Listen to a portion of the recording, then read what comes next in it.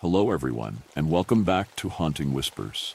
I'm aware that many of you use these videos to fall asleep, so before you drift off, I thought it would be a fun idea if each of you could leave a comment letting me know which part of the world you're listening from. Also, give a like and subscribe to the channel if you're enjoying the episodes. Okay, let's get comfortable, relax, and begin. We went trick-or-treating at a town that shouldn't exist. Halloween had always been the best night of the year for Peter and me. We were best friends, inseparable since kindergarten. We were the kids who'd planned for weeks, mapping out every house in our neighborhood, plotting how to score the most candy. We'd talk about it at school, where the teachers always gave us their fake smiles and said, "Don't eat too much candy tonight." But Peter and I had one goal, to get as much as we possibly could. We weren't satisfied with the cheap treats. We wanted the good stuff, the full-sized candy bars, the kind you had to beg your parents for at the store. And as we got older, we started to hear rumors. The kids at school said the next town over, Rosewood Heights, was rich. They give out the big stuff, one kid said, leaning in close like it was a secret. Full-sized Snickers, Reese's, even king-sized sometimes. Peter and I had looked at each other then, knowing what we had to do. But there was a problem, our parents. They had warned us year after year not to go to Rosewood Heights. "It's dangerous," my mom had said. "Stick to our neighborhood." She never explained why, just shook her head and said, "It's not safe." We didn't believe her. Peter didn't, at least. "They just don't want us to get better candy than the other kids," he'd scoff. I agreed, kind of. I mean, how dangerous could it be? It was just another neighborhood after all. The only thing different about it was that they had more money. That's all. So that year, we decided we'd go to Rosewood Heights, we'd hit every house, and then we'd come back with bags full of candy. It was foolproof. When Halloween finally came, we were buzzing with excitement. I remember the thrill of the night air, crisp and cool, the smell of fallen leaves and faint smoke from people's chimneys. We raced through our own neighborhood, our pillowcases getting heavier with each stop. But no matter how much candy we got, it wasn't enough. Peter kept saying, "It's nothing compared to what we'll get at Rosewood Heights." As the night wore on and the other kids started heading home, we stood at the edge of our town, looking over at Rosewood Heights. From where we stood, we could see the neat rows of houses, each one bigger and fancier than the ones we were used to. The lawns were immaculate, not a single blade of grass out of place. There were even carved pumpkins on every doorstep, perfectly lit. "Let's go," Peter said, his eyes gleaming. "We'll be back before anyone notices." We crossed over, excitement bubbling up in our chests. As we walked down the first street, I couldn't believe how perfect everything looked. The houses were like something out of a magazine, perfectly painted, with manicured bushes and clean driveways. Every door we knocked on opened to a smiling face, and just like we'd heard, they gave us full-sized candy bars, Snickers, Reese's, Twix. Our pillowcases started to get heavy, but we kept going. House after house, collecting more and more. The people, though, they were a little strange. At first, I didn't think much of it. People smile on Halloween, right? But the smiles in Rosewood Heights were different. They were too wide, too forced. The eyes behind them were empty, like they were putting on a mask, and not the fun kind you wear with a costume. It made me uneasy, but Peter just laughed it off. "They're just rich," he said, like that explained everything. I tried to ignore the weirdness. After all, we were getting the best candy haul of our lives. But when we reached the last house on the block, something felt wrong. The house was different from the others. It was huge, with dark windows, and the yard was covered in creepy clown decorations. You know the kind. Grinning, exaggerated faces with sharp teeth and wild hair. I hated clowns, but Peter thought they were hilarious. "Come on, one last stop," he said, pulling me toward the door. I hesitated, looking through the window. That's when I saw them. The family. They were sitting at the kitchen table, all four of them. A father, a mother, a teenage girl, and a boy who looked about our age. But they weren't eating, or talking, or even moving. They were just sitting there, staring blankly ahead, like mannequins. "Peter, I don't think." "Don't be a chicken," Peter said, and before I could stop him, he rang the doorbell. The sound echoed through the house, loud and unnatural, like the chime had been distorted somehow.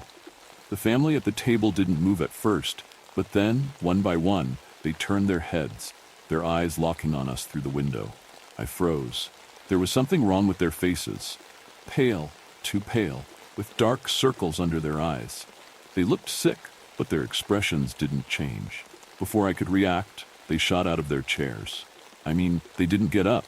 They moved, like they were being pulled by invisible strings, like puppets. All of them at once, rushing for the door. "Run!" I screamed, but Peter didn't move. The door flew open, and they grabbed him, pulling him inside with unnatural strength. Peter barely had time to scream before the door slammed shut. I could hear him shouting, but it was muffled, like the house itself was swallowing his voice. I didn't think. I dropped my pillowcase full of candy and ran, my heart pounding in my ears. I could hear footsteps behind me, fast, closing in. Every house on the block suddenly lit up, one by one like a chain reaction. And then the doors started to open, and the same people who had given us candy just minutes before, were stepping out. Only now, they weren't smiling. Their faces were twisted, like the clowns in the yard, with sharp grins and eyes that gleamed in the dark. They were coming for me. I ran faster than I ever had in my life, zigzagging between houses, through yards, jumping over fences. I could hear them getting closer, their footsteps heavy on the ground. My lungs burned, my legs screamed in pain, but I didn't stop. I couldn't stop. I was almost caught once, a hand brushing against my arm as I sprinted down a driveway. But I slipped through their fingers, my fear driving me forward. Somehow, I made it out of Rosewood Heights, my legs shaking, my breath ragged. The streetlights of my own neighborhood were a blur as I ran straight home. I didn't look back. I didn't dare. When I burst through the front door, my mom was waiting for me, her face pale with worry. "Where's Peter?" she asked. But I couldn't answer. I just ran to my room and crawled under the covers, shaking uncontrollably. I didn't sleep that night. I lay there, staring at the ceiling, trying to forget what I had seen.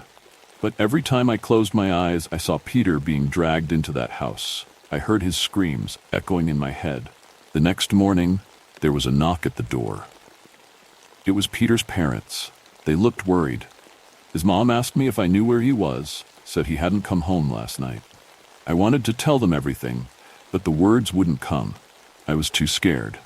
Soon, the police were called. They searched the neighborhood, questioned me and my family.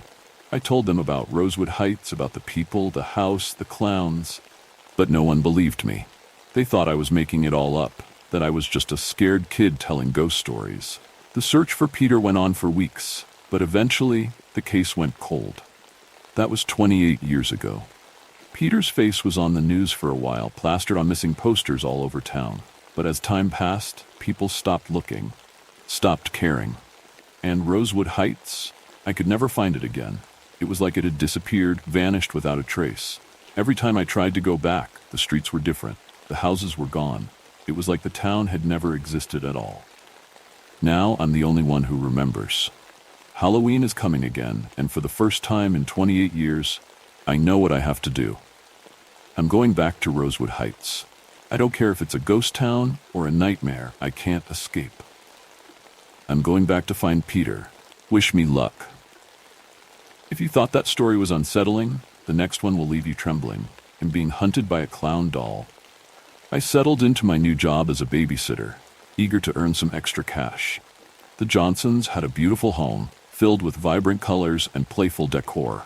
But it was the large clown doll in the corner of the living room that caught my attention. Standing nearly 4 feet tall, it wore a garish costume of bright red, blue, and yellow, and its painted smile sent a shiver down my spine. "Isn't he adorable?" Mrs. Johnson said, noticing my lingering gaze. "That's Chuckles. He's been in the family for generations." I forced a smile, though my stomach churned. There was something about the doll that felt off, almost sinister. After the parents left for their night out, I settled on the couch with the two kids, hoping to distract myself from Chuckles. We watched cartoons, laughter filling the air. But as the night wore on, I couldn't shake the feeling that Chuckles was watching me. "Can we play hide and seek?" one of the kids asked, their eyes sparkling with excitement. "Sure. You count, and I'll hide," I replied, trying to ignore the nagging feeling in the back of my mind. As the children counted, I ducked into a nearby closet, squeezing into the cramped space. The air was dark and musty, and I felt a wave of discomfort wash over me. The muffled sounds of their giggles faded, replaced by the thumping of my heart. Suddenly, I heard a noise from the living room, a faint rustling sound. Had Chuckles moved? Pushing the thought aside, I focused on the game, but when the kids found me, they looked pale. "Samantha, the clown, he's not in the corner anymore," one of them whispered, eyes wide with fear. My stomach dropped. "What do you mean?" I asked, emerging from the closet. "Where is he?" "I don't know," the other child replied, trembling. "He was just standing there, and now he's gone." Panic surged in my chest. "Stay here," I instructed, trying to sound calm. I peered into the living room, scanning the shadows for any sign of Chuckles. The air felt heavy, oppressive. Just then I heard a creaking sound from behind me. I spun around, my breath hitching. Chuckles was standing in the doorway, his painted grin more sinister than before. For a moment it felt like his eyes were locked onto mine, piercing and unblinking. "Guys," I yelled, retreating slowly. "Get behind me." The children scrambled to my side, their faces etched with fear. But before I could react, the doll moved, lumbering forward as if it were alive. My instincts kicked in and I grabbed a nearby lamp, ready to defend the kids. "Stay back," I shouted, raising the lamp like a weapon. But Chuckles didn't stop. He took another step closer, his smile grotesque, stretching wider. In that moment, the lights flickered, plunging us into darkness. My heart raced as I swung the lamp, missing as the doll lunged forward. I could feel cold, plastic fingers grasping at me, and I cried out, shoving the lamp into the doll's chest. It toppled backward with a thud, but I knew it wouldn't be enough. "Run!" I screamed at the kids, pushing them toward the front door. They bolted past me, but as I turned to follow, I felt a grip on my ankle. Looking down, I saw Chuckles pulling himself back up, the painted smile now twisted into something monstrous. Panic surged through me as I kicked free and sprinted after the children. We reached the front door, and I fumbled with the lock, praying it would turn. Behind me, I could hear the soft padding of the doll's movements, relentless and chilling. Finally, the door clicked open, and we tumbled out into the night. "Call the police!" I yelled, pulling out my phone. But as I turned to look back, I realized Chuckles was no longer there. The night felt still, almost too quiet. When the police arrived, they searched the house but found no sign of the doll. It was as if Chuckles had vanished into thin air. The Johnsons returned, confused by the chaos, and I explained what had happened. "That doll has been a part of our family for years," Mrs. Johnson said, a frown creasing her brow. "It can't move on its own." But I knew better. As I left the house, I glanced back at the living room window. There, behind the curtains, I swore I could see the outline of Chuckles, watching, waiting. The laughter of children echoed in my mind, mingling with the sinister grin of the clown. My pulse quickened as I got into my car, thoughts racing. What if I hadn't been able to protect the kids? The weight of the encounter pressed down on me, a suffocating dread that refused to let go. Driving home, I couldn't shake the feeling of eyes on me. I glanced in the rearview mirror more than once, half expecting to see Chuckles grinning back. His painted smile a chilling reminder of what had just happened.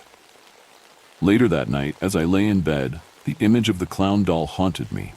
I tried to tell myself it was just a toy, nothing more than a relic of childhood. But the way it had moved, the way it had looked at me, no, it felt all too real.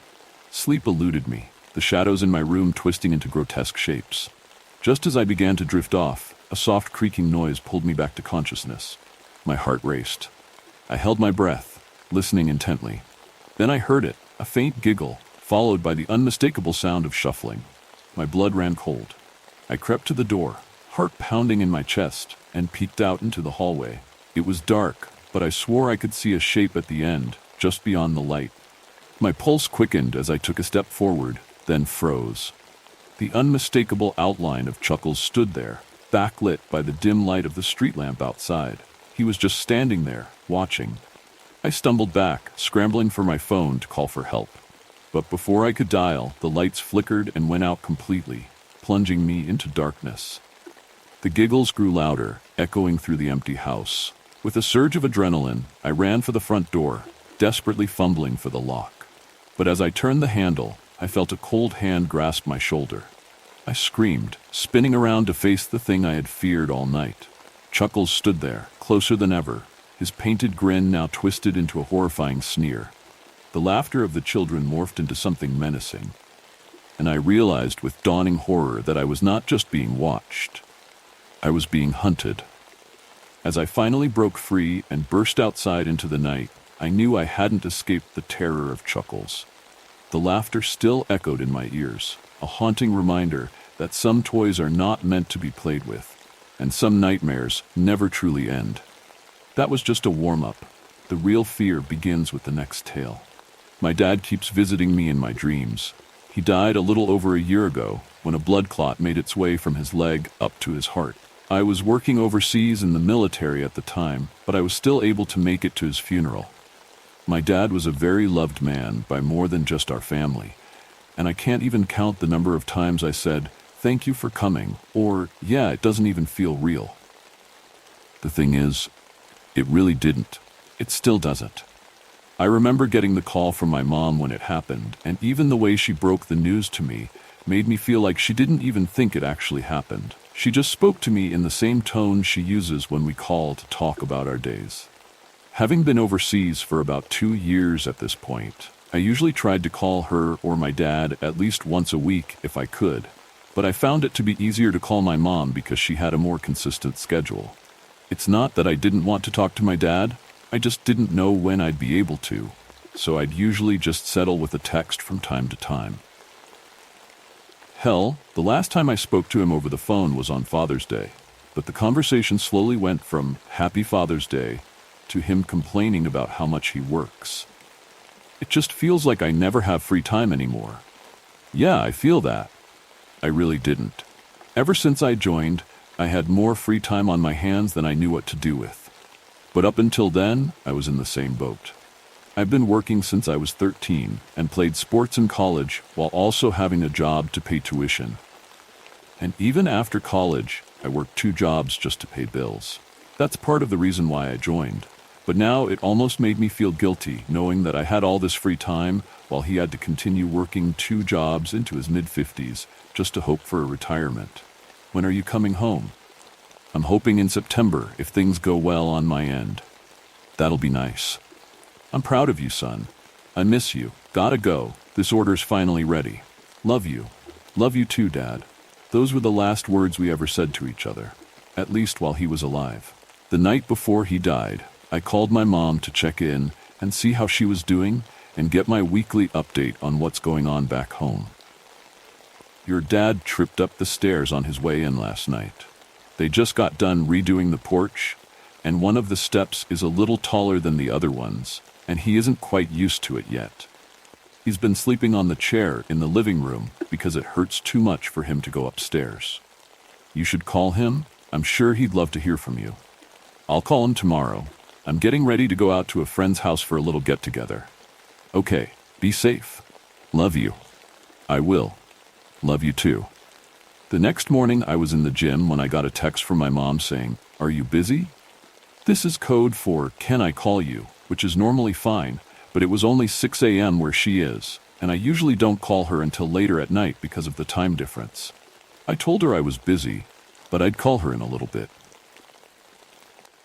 I'm not sure if it was divine intervention or what, but after I was done warming up, every machine that I wanted to use was taken, so I gave her a call back to see what was going on. Like I said before, the way she was talking to me made it seem like he took a trip to the hospital and she was on her way to pick him up to go home, but that wasn't the case at all. "But I'm coming home in September," I said, trying to hide the shakiness in my voice. "I know. I'm sorry. We were really looking forward to seeing you too." The next several minutes were spent by me bawling my eyes out on the floor of the warm-up room in the gym. Thankfully, only one other person was there to see it. After regaining my composure, I made some phone calls and got on a plane to come home 3 months early. Luckily, being in the military allowed me to get a last-minute plane ticket for free due to my circumstances, which I'm forever grateful for. It was weird, though. The whole time I was home, I felt like I was playing pretend, like I was acting the part of a kid who lost his dad way before he expected to. I was sad, yes, But even when I was at his funeral, I never actually cried or really showed any emotion. I just stood there, while countless people came in and told me they were sorry for my loss, or told me their favorite memories of him. The following week was spent by me going out and catching up with old friends that I hadn't seen since I left, and they all said the same things I had already heard hundreds of times, which just added to me feeling like I should feel worse about the whole thing. When my time was up, I flew back to Europe and went back to work, and it was almost like it never even happened. A few months went by, and I wound up back in the States for a class, and that's when they started. Now, I've had problems with sleeping my whole life. I dealt with night terrors fairly consistently, with the occasional sleep paralysis episode, but I'd never talk in my sleep or sleepwalk. I wouldn't even remember most of my dreams after a few hours usually. The first time I saw him, I was standing in the middle of a store picking up snacks for work when he walked through the front door, walked up to me, hugged me and said, "It'll be all right, son. I love you and I miss you." The timing on it was insane, because I had just recently gotten ghosted by the one, and I was starting to spiral. I just woke up in tears, but I actually felt like he hugged me, and I genuinely felt comforted. Anyway, the next one I remember was a couple weeks later. I was sitting in my living room, talking to my mom about something she heard on the news, and asked if I knew anything about it. I told her no, and even if I did, I wouldn't be able to talk about it. Then, out of nowhere, my dad walked in the front door and just sat down in the chair beside me. "Dad? Hey son, how've you been? Aren't you? Didn't you? How are you here?" Oh, they found this new procedure that brought me back to life. Pretty cool, huh? Yeah, but are you actually here? Yes. He loved finishing my sentences, but I found it annoying. We ended up talking about how work was going, what I've been up to, and how I had been feeling for the past few months. I told him work was okay, told him about my new gym routine, and that I missed him. "It's okay, son, I'm still here." And he got up and hugged me, and I once again woke up in tears, this time hugging a pillow. Like I said, I usually don't sleep talk, and whenever I do communicate in my dreams, it feels the same as when I try punching someone in a dream. Like I'm in a straitjacket and have zero arm strength. I don't even usually hear what other people say. I just understand them because it's a dream or whatever.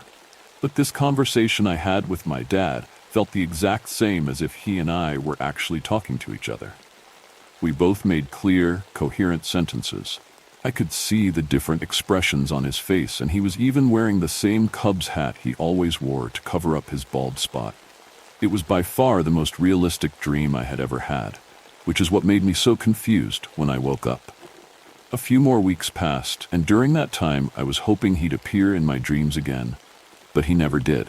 Eventually, I forgot about it ever happening, and that's when he showed up again. But this time, it was different. My dad and I used to work at the same restaurant when I was in school, and that's where we were.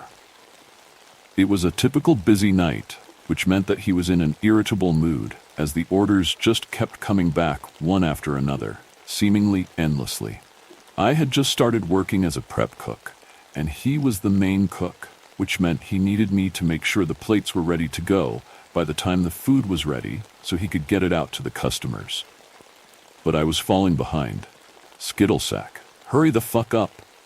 This caught me off guard because he didn't ever talk to me like that, not even when he was really pissed off. "I'm trying, Dad." "Well, fucking try harder, you're holding up the line." And then when I went to move a plate from one counter to another, we ran into each other and I dropped the plate on his foot. "Ah, what the fuck?" And he threw a right hook so hard I woke up jumping out of my bed, followed by tears. That was probably one of the scariest dreams I've ever had. Not because some monster was chasing me with a knife or a demon was squatting in the corner of my room while I couldn't move, but because everything about that dream felt real. The restaurant was laid out the exact same way as I remembered, even down to the plates and how I arranged the topping bins. My dad was in his typical work attire, and even some of my old co-workers were there as well. I could smell the food and hear the sound of fried food gurgling in oil and burgers sizzling on the grill. It was like I was actually there, but I have never had an interaction with my dad like that. Sure, sometimes when it was busy, he'd start cussing up a storm, damn this and fuck that, but it never got violent, let alone against me. I was usually the one to calm him down, and he told me several times that if I wasn't there, he wasn't sure how he would have gotten through the night, even if I was the one holding us up while I learned the new position. I actually stayed up in bed the next night, wondering if I was just digging up some repressed memories or feelings. But I couldn't think of anything, and when I finally fell asleep, I just had another regular, forgettable dream. Once again, I eventually chalked it up to not being a big deal and moved on from that night. Then about a month later, I had another dream. Living in Europe has its perks. While I don't like how far away from home I am, I do understand and appreciate the opportunity I've been given to go places and see things that many people only wish they'd be able to see and do. I've always wanted to see the Northern Lights, and I was planning a trip to be able to see them, since this year was supposed to have the perfect solar conditions to do so. I was up in the Arctic Circle, traveling alone since I couldn't convince any of my friends to go with me. It was absolutely incredible. I grew up in the Midwest, so I was fascinated by the vast mountain ranges and the beautiful blue lakes that looked like mirrors reflecting the small villages and boats that were sailing across them. I was on an overnight excursion with a small group that were mostly couples with a few other solo travelers. We got pulled on sleds by reindeer and spent the night telling stories by a fire, while one of our guides taught us how to throw a lasso at a pair of practice antlers. Eventually, it got dark enough for us to start seeing the lights, and everyone started taking out their phones to take pictures. And after a while, we all got in our tents to go to bed.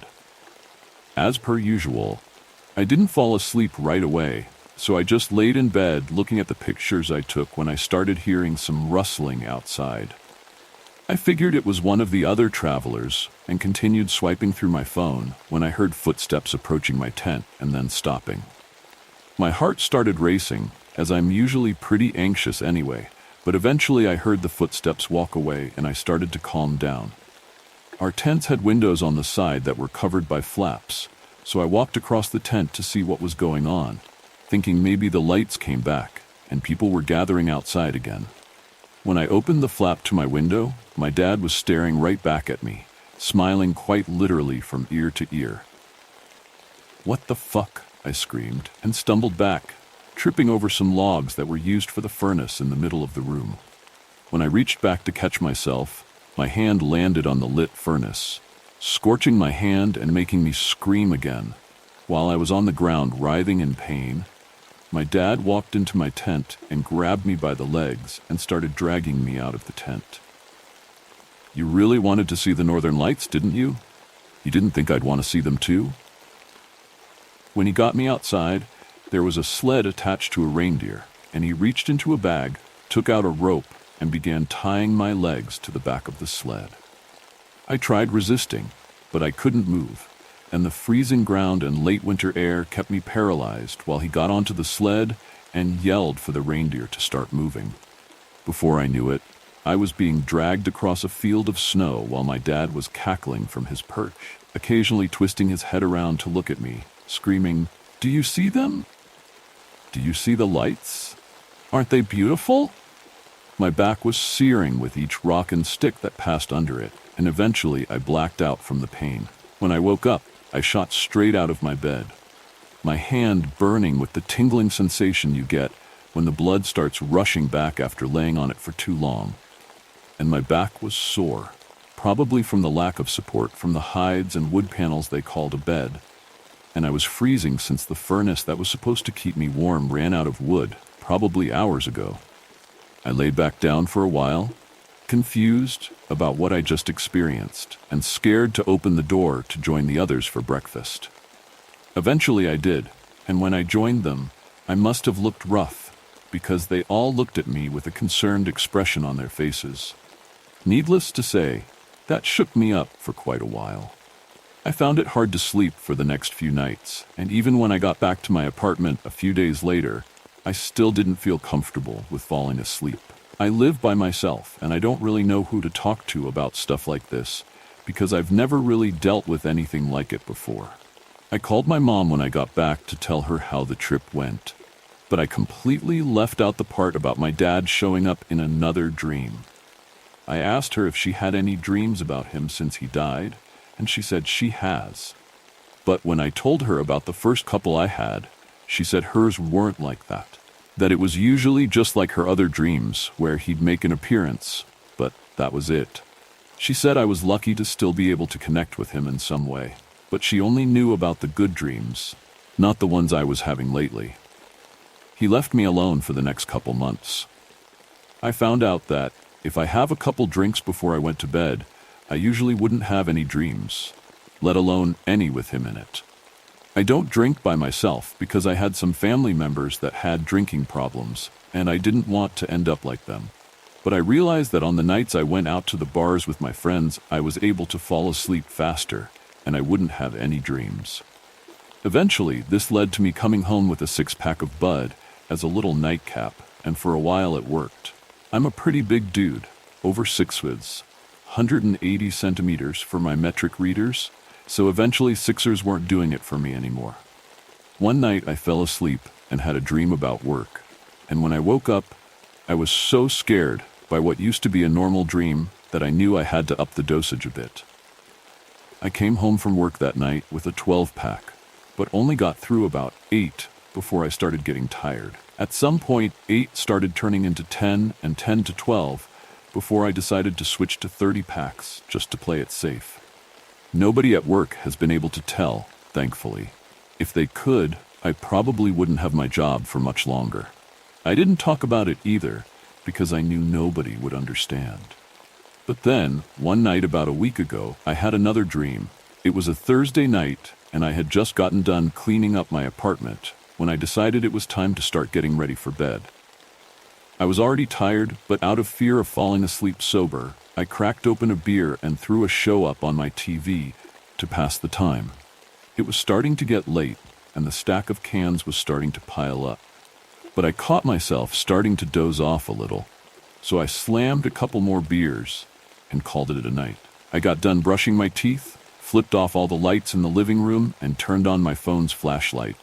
As soon as I did, I heard a roar come from my kitchen directly behind me, which made me jump out of my skin, and when I turned around, there he was. My dad was standing in the kitchen with his head almost touching the ceiling, and when I looked at his black eyes, all he said was, "Why didn't you call?" I immediately ran out of my apartment into the stairwell, and when I turned to go down the first flight of stairs, he was already standing at the bottom looking up at me. "You said you would call." "I was," I screamed, my voice cracking out of fear. "You weren't going to call. You never did." "I was supposed to see you when I got home in September," I pleaded. "Liar!" He roared as he started chasing me back up the stairs. Shaking the ground with each step, I ran back into my apartment and slammed the door behind me. But he was waiting for me once again in my living room. "You never called," he screamed again. "Not even when I was dying. I was asleep. I had no idea. Tears and snot falling down my face. Asleep? You were asleep." And he charged at me once again. Not knowing where to go now, I ran out onto my balcony. I live on the 3rd floor of an apartment building, but there were bushes below me, so I took my chances and leapt down, just to try and get away from him. I must have broken something and passed out from the fall, because I woke up to the feeling of someone grabbing my leg, which made me kick and scream. When I opened my eyes, 2 police officers were looking back at me. I was in my front lawn, in my underwear. The sun was out. It was morning. Apparently, one of my neighbors heard all of the commotion the night before. And when they saw me laying outside on their way to work, they called the police to make sure I was okay. I apologized to the officer that I kicked and told him that I just had a bad dream. He asked me if I knew what day it was and if I knew my name. And when I gave him the correct answers, he offered to escort me back up to my apartment and asked if I needed any medical attention. I told him no, and that I appreciated his help, but that I was fine and just needed to get ready for work since my shift started in a few hours. Thankfully, the door to my apartment was still open, so I didn't need to get my landlord involved to give me a spare key.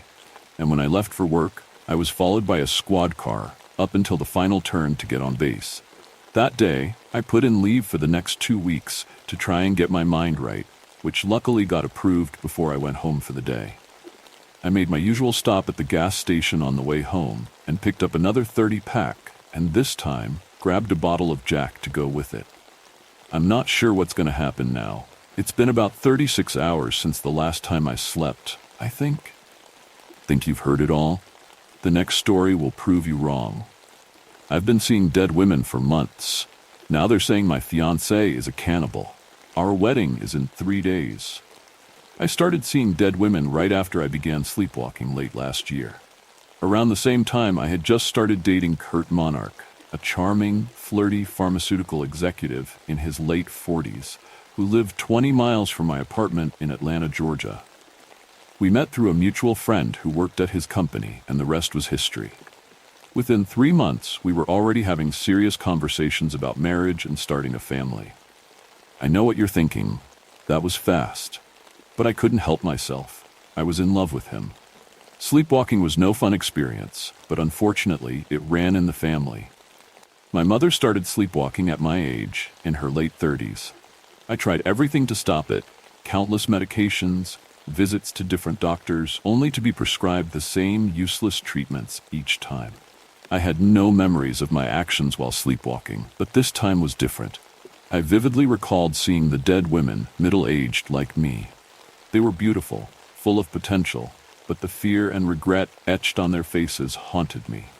At first, I tried to dismiss them as nightmares, but waking up outside, standing in the street at night, as I often did, and remembering every detail made me realize the experience was real. And I knew I had to do something about it. I loved Kurt with all my heart, and I didn't want to spook him with my story. So I kept my mouth shut, and thank God I did, I thought at the time. We strolled through a Brighton park, and suddenly, he went down on his knees, drawing a large gasp from me. Oh God, it was happening. This fucker was proposing to me. He pulled out a black ring box, and as the hinged lid opened up, Kurt declared in a soft voice, "As my best buddy and confidant, I can't imagine a life without you. Will you marry me?" "Yes, 1,000 times. Come over here, you sucker." I grabbed him by the collar before he got off the ground, and we ate each other's lips for minutes. And right after I opened my eyes, I saw a small group of dead women standing behind him, staring at me with a gloomy look. I screamed and pulled away from Kurt, completely freaked out. He glanced behind him, confused, before turning back to me and asking, "Marty, what's wrong?" I hugged him tightly and whispered, "Just a dream, Kurt. A bad dream." The dead women had vanished. Until recently, I only came across them while sleepwalking, but somehow they had followed me into the waking world. I recognized their faces, etched with the same haunting dread. Wasn't something I wanted to see every day. But I didn't think I had a choice. I actually believed it would get worse before it gets any better. But what could I do? I couldn't confide in Kurt with this. He'd think I was losing my mind and might even call off the engagement. I needed to talk to Nash, the friend who hooked us up together. I've known her for years and knew she could keep a secret. I scheduled a meeting with Nash over the phone that night, trying hard not to fall asleep in my apartment to avoid sleepwalking again. Nash and I met at a coffee shop a couple of miles from the post office where I worked as a clerk. I stepped out of the bus and hugged Nash in the street, and we entered the coffee shop. Nash was delighted to know that I had accepted Kurt's proposal at the park, which I found odd because I didn't disclose the exact location. "How did you know Kurt proposed at the park?" I inquired. She produced an awkward laugh. "Oh, yeah, that. I guessed it. Most sane people proposed at the park. It's romantic." I thought so too, so I didn't press further. But as soon as I was ready to confide in her about my sleepwalking experience, another dead woman appeared. This time she was standing behind Nash, holding a machete around her neck. I screamed and pointed behind her. "Oh my God. Watch out, Nash." Nash glanced behind her and turned back to me, flabbergasted. Patrons started to turn towards me, wondering what was going on. But more dead women stood in the coffee shop, staring specifically at Nash and shaking their heads at me. I was going insane.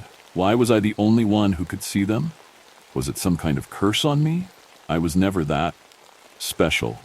Nash looked into my frightened eyes. "Marty, are you okay? What's going on with you?" I winced as the dead woman still had a machete around Nash's neck, ready to gut her, but Nash couldn't even see her.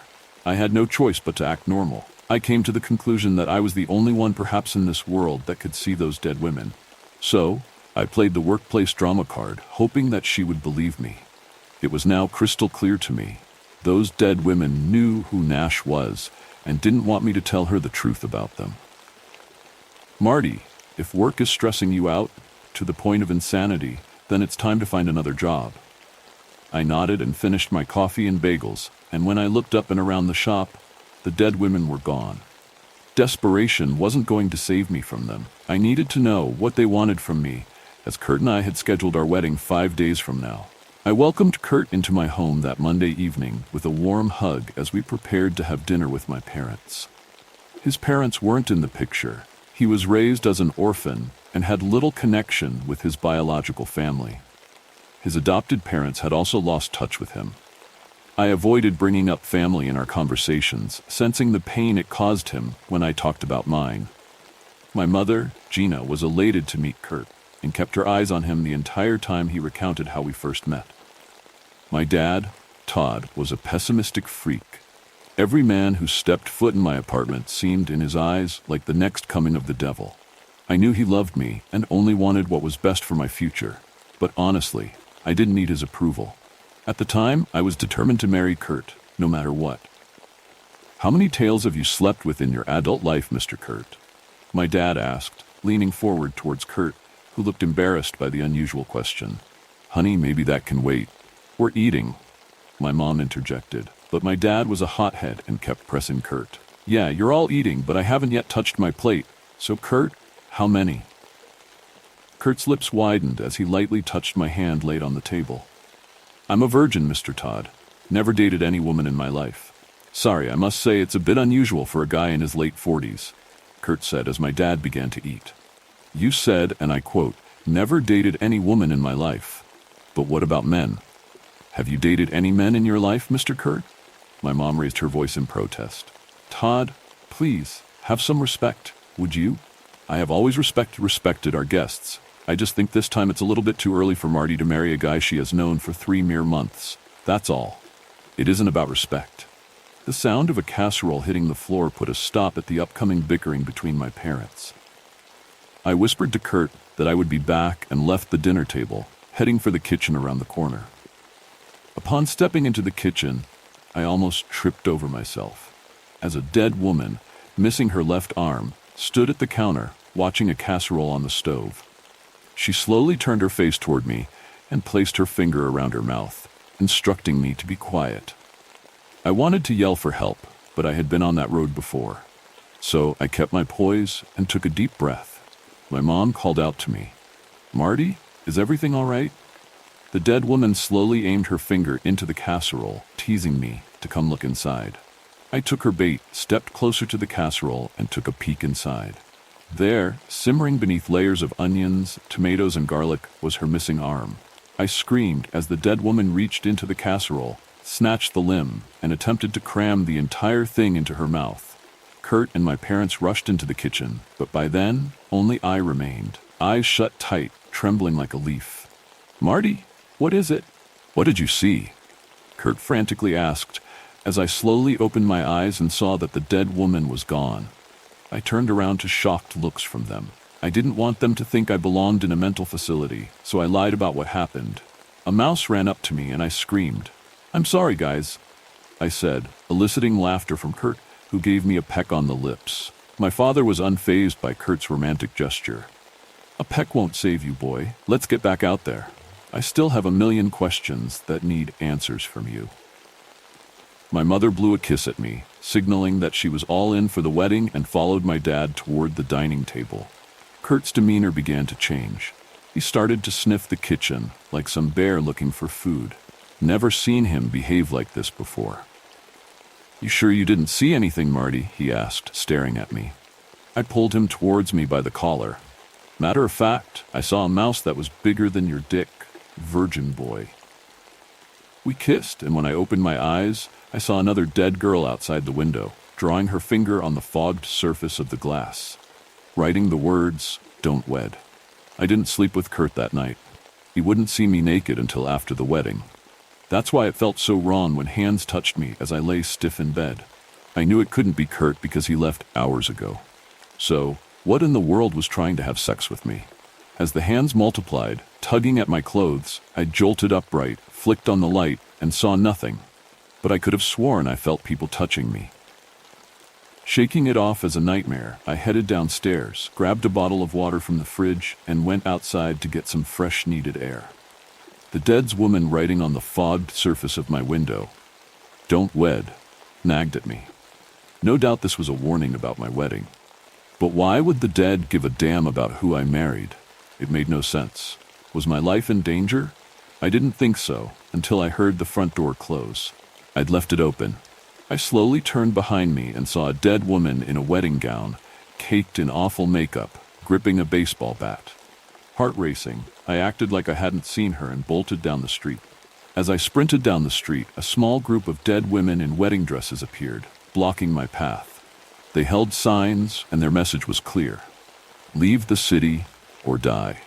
They made a circle around me and began running, whispering the chilling words, "Last warning, Marty. This is your last warning, girl." And all of a sudden, they disappeared. I was in deep trouble. Never before have I been so scared of my life. I had two clear choices: leave the city as they wanted, which meant canceling the wedding. That was out of the question, as I loved Kurt with all my heart, and honestly, it was past time for me to get married. The second choice: ignore them completely, and surely they will go away for good. I was back at work on Tuesday morning as a post office clerk. A job I hated because I had to deal with customers on a daily basis for not exactly a lot of money. Customers kept coming and going as I tried not to think about what happened to me yesterday. My mind was set. If I came across the dead once more, I'd just ignore them and move along. I took a 15-minute break and strolled outside while my replacement took over. Smoking was repulsive to me, but with all the stress I was dealing with, I had to take a puff to calm my nerves. After my break ended, I went back into the post office and, frozen, customers began to glare at me. All of them for no apparent reason. Even my coworkers stared at me with hatred. My replacement, Jenny, walked over to me and handed me a note. I grabbed the note and read, "Don't wed." I stared deeply into Jenny's eyes and whispered, "How did you get that?" "They were here minutes ago. They said they'd kill our families if we don't stop you from getting hitched," Jenny whispered, her lips trembling with fear as a customer stepped toward me. Until now, I thought I was the only person that could see the dead women. But it seemed that to stop me for good, they'd made themselves visible to others, recruiting them to end my wedding. Oh God, were they going to kill me too? Well, guess what? I didn't wait to find out and took off like a thief, sprinting down the pavement. I elbowed through passengers, frantically dialing 911 on my phone for help. When I glanced back, post office customers and coworkers were chasing me. How could normal people change into monsters so fast? The fear of their families being hurt by the dead, something that couldn't be arrested or charged, must have freaked them out. I understood their ardent desire to stop me, but I wasn't going to let them. I spotted a bus about to leave and picked up my speed, smashing my fists at the door and yelling at the driver to let me in. The driver obliged and opened the door, letting me inside. I scrambled to the front, talking to the 911 dispatcher. The bus was packed, and people kept giving me strange looks. "I need help. There are people following me." "Yes. Some of them are coworkers." "Why?" "It has to do with my wedding in 5 days. The post office on Gaines Street." "Hi."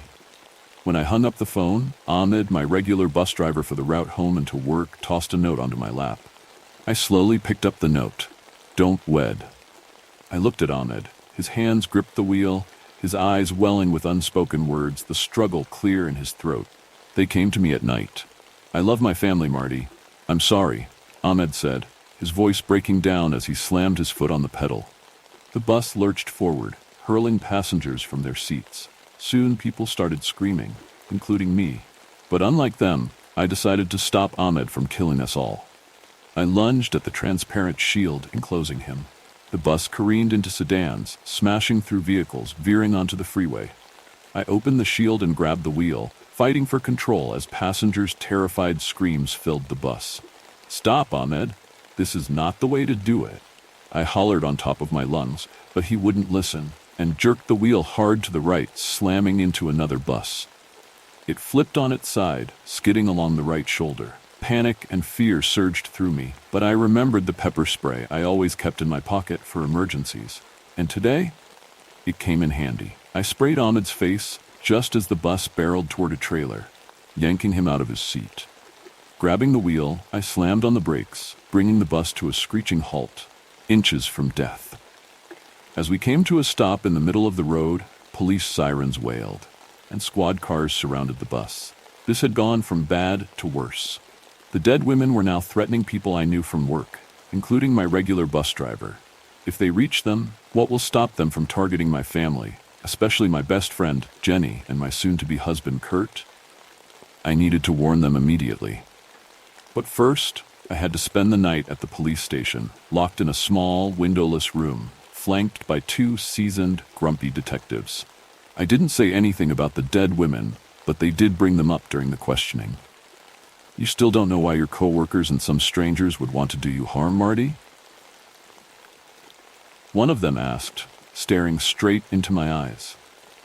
"To tell you the truth, sir, I am completely flabbergasted myself as to the events that occurred today," I replied, trying hard not to reveal the reasons behind the attack. "They, meaning your attackers, including the bus driver, seemed to have come into contact with ghostly women. And somehow their families were threatened by them if they didn't stop you from getting married," the second detective inquired, trying to stop himself from laughing. I acted as if I didn't know what he was talking about and remained mum about the entire thing. They released me later that night to my parents, who had hurried to the police station. The night was very tense as my parents peppered me with questions about why anyone would want to hurt me, to prevent my wedding from happening. My father, Todd, used this occasion to disparage Kurt, arguing that Kurt must have been behind the attack because he didn't have the guts to tell me that he didn't love me anymore. While my mother, Gina, who loved Kurt, defended him and chastised my dad for sullying his name without any proof. I didn't want Kurt to know about all of this. I feared that he'd force me to reveal what I knew and then ditched me as a crazy person who deserved to spend her time in a hospital. But what choice did I have? Sooner or later, I'd be forced to tell Kurt the truth. My mother embraced me and whispered to my ears as my dad walked away. "The dead came to me, Marty. They say Kurt's a cannibal. If you're already feeling uneasy, the next story will push you to the edge." My old late-night job came with rules. This is why I left. I've worked the night shift at Ruby's Diner for the past few months. The money's decent, and I don't mind the peace and quiet after the dinner rush ends. Ruby, the owner, keeps things running smoothly, but there are rules. The first time Ruby gave me the list, I thought she was joking. The place is clean, no major pest problems, nothing that screamed haunted or anything, but she was dead serious. 1. Never let the front door open after 11 p.m., no matter who or what knocks. 2. The jukebox will play by itself sometimes. Do not unplug it. Just let it finish the song. 3. If the man in the gray suit comes in, serve him a cup of coffee, black. Do not speak to him, and do not make eye contact. 4. Keep all the lights on, every single one. If at 3:15 a.m. you'll hear the phone ring, do not answer it. I'd laughed at the rules when I first read them. Ruby was always a bit quirky, but this seemed like next-level weird. She stared at me with a look that shut me up real fast. "It's not a joke, and if you can't handle it, don't come back," she said, her voice cold and serious. I shrugged it off. What's the worst that could happen? Ghostly jukebox tunes? An old guy who wants coffee? I thought I'd handle it fine. The first few nights were uneventful. Yeah, the jukebox played a few times on its own, but it was always old, scratchy songs. Nothing creepy, just odd. I kept the lights on, locked the door at 11 p.m., and everything was fine. Until last Tuesday. It started around 11:30 p.m. I was wiping down the counter when I heard knocking at the door. 3 steady knocks. I froze, staring at the clock on the wall. It was definitely after 11 p.m. Another 3 knocks, louder this time. I glanced through the glass door, but no one was there. My heart pounded. I wanted to open it to check, but the rule was clear: don't open the door. I backed away slowly and went to the kitchen, trying to distract myself with cleaning. The knocking didn't stop. It went on for almost an hour, constant and steady, like whoever or whatever it was knew I was inside and was waiting for me to crack. Finally, it stopped. But that was when the jukebox started. Without warning, it lit up and started playing some old jazz tune I didn't recognize. The air in the diner felt colder. I remembered Ruby's second rule: don't unplug it. Let it finish. The song went on for what felt like forever. I kept wiping the same spot on the counter, trying to ignore the eerie melody. When it finally stopped, the diner went dead silent again. I thought that was the end of it for the night, but at around 1 a.m., the door swung open, even though I knew I'd locked it. A man stepped inside. He wore a gray suit, just like Ruby had warned. I froze, my mind racing. The man in the gray suit. I quickly poured a cup of coffee and slid it onto the counter without saying a word, keeping my eyes on the floor. I could feel him watching me, but I didn't look up. He sat down at the corner booth and sipped his coffee slowly, the sound of his slurping making my skin crawl. Minutes passed, maybe hours, I couldn't tell. When I finally built up the courage to glance in his direction, he was gone. The coffee cup sat there, still full. I was shaking, but I made it through the rest of the night without anything else happening. That is, until 3:15 a.m. The phone rang. I stared at it, my mind screaming not to answer. The ringing was loud, persistent. It wasn't the regular sound of a phone ringing. It was deeper, distorted, like something was trying to call from somewhere it shouldn't. It rang again, then again. I backed away from the counter, my back pressing into the wall, heart racing in my chest. I could almost hear Ruby's voice in my head. Do not answer it. I don't know how long it rang before it finally stopped. But when it did, I realized something horrible. The lights had flickered off. Every single one.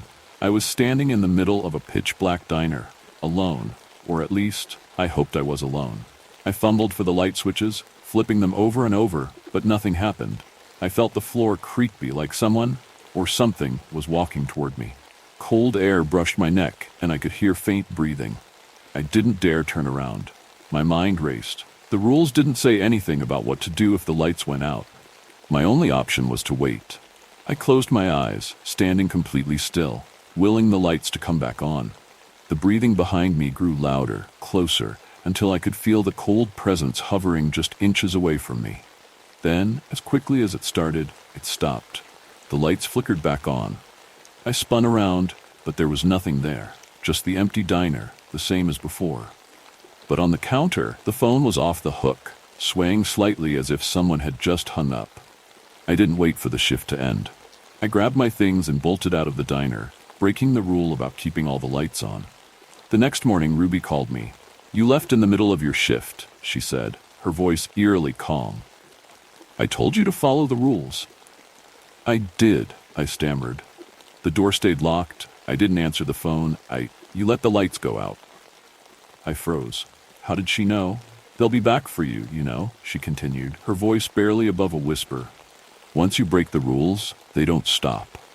I haven't gone back to Ruby since that night, but every night at 3:15 a.m., my phone rings, and I never answer it. Maybe that is for the best.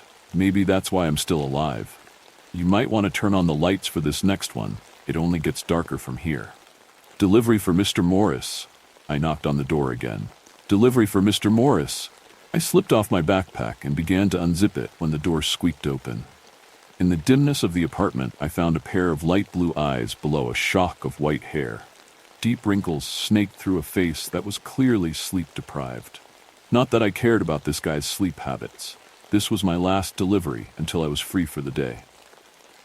Are you Mr. Morris? I asked. I reached into my backpack to fetch his delivery, but my progress was halted when the door flung open, and Mr. Morris grabbed my shoulders and threw me into his apartment. My nose crashed into hardwood so violently I tasted blood, and my eyes didn't adjust right away to my new dark environment. All I heard was the slamming of a door, followed by a succession of dead bolts being engaged. I felt the fabric of my backpack on my stomach as I lay sprawled on my belly. Then there was pain in my ankle. Throw the backpack over there, Mr. Morris demanded. What the fuck are you doing? Mr. Morris applied more pressure with his boot, and my ankle screamed in pain. "Throw it," he yelled. My sight had adjusted by now, but I didn't need my eyes to feel the cold steel pressed against the back of my head. The vibrations of a gun being cocked seemed to reverberate through my skull. It was enough to scare me into submission. I wrestled my backpack from under my weight, then tossed it down the short hallway. A robbery. This was a fucking robbery. This was my final delivery of the day before I was free to do whatever I wanted, and now look at what happened. Side hustles can really become a pain in the ass sometimes. "On your feet," the old man demanded. Up, hurry, go into the living room." I kept my composure as best as possible. I wanted to yell out in the hopes a neighbor would hear and call the police. However, having a pistol pointed to the back of your head really keeps your lips pinched together. Take a left. Here. Keep going. Sporadically placed lamps were the only source of illumination in the place. One of the lamps flickered like it was blinking. Yellow light bounced its way across dust-covered furniture and old wallpaper. But the more I walked, the more I realized the scale of this apartment. It was huge by New York City standards, and must have cost a fortune. I also noticed how cluttered the place was. Every surface was littered with books, documents, and folders. A large world map hung against one wall and was decorated with pins and string. There were empty pizza boxes stacked in one corner. One table supported a small army of empty whiskey bottles. This guy was clearly a paranoid hermit and mentally unwell. I didn't even know Mr. Morris, but I felt a burning hatred for the man. The chair. Sit. I sat and followed his orders to place my hands through the cross rails of the chair back. Coarse rope was dragged across my wrists, then through parts of the chair before being secured in place with a sturdy knot. I was now bound and helpless in this psycho's apartment. Mr. Morris approached his army of whiskey bottles and, acting like a general, selected a soldier for another mission. He twisted off the cap and finished the dregs of the bottle, wiping his mouth with his forearm. Then he squatted down next to me. "What are you doing here?" I stared straight into his light blue eyes.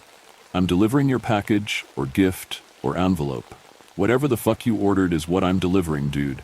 Take my backpack and just let me go." The man stank.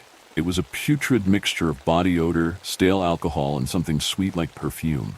I felt nauseous. I didn't order anything. I nodded toward his empty bottles.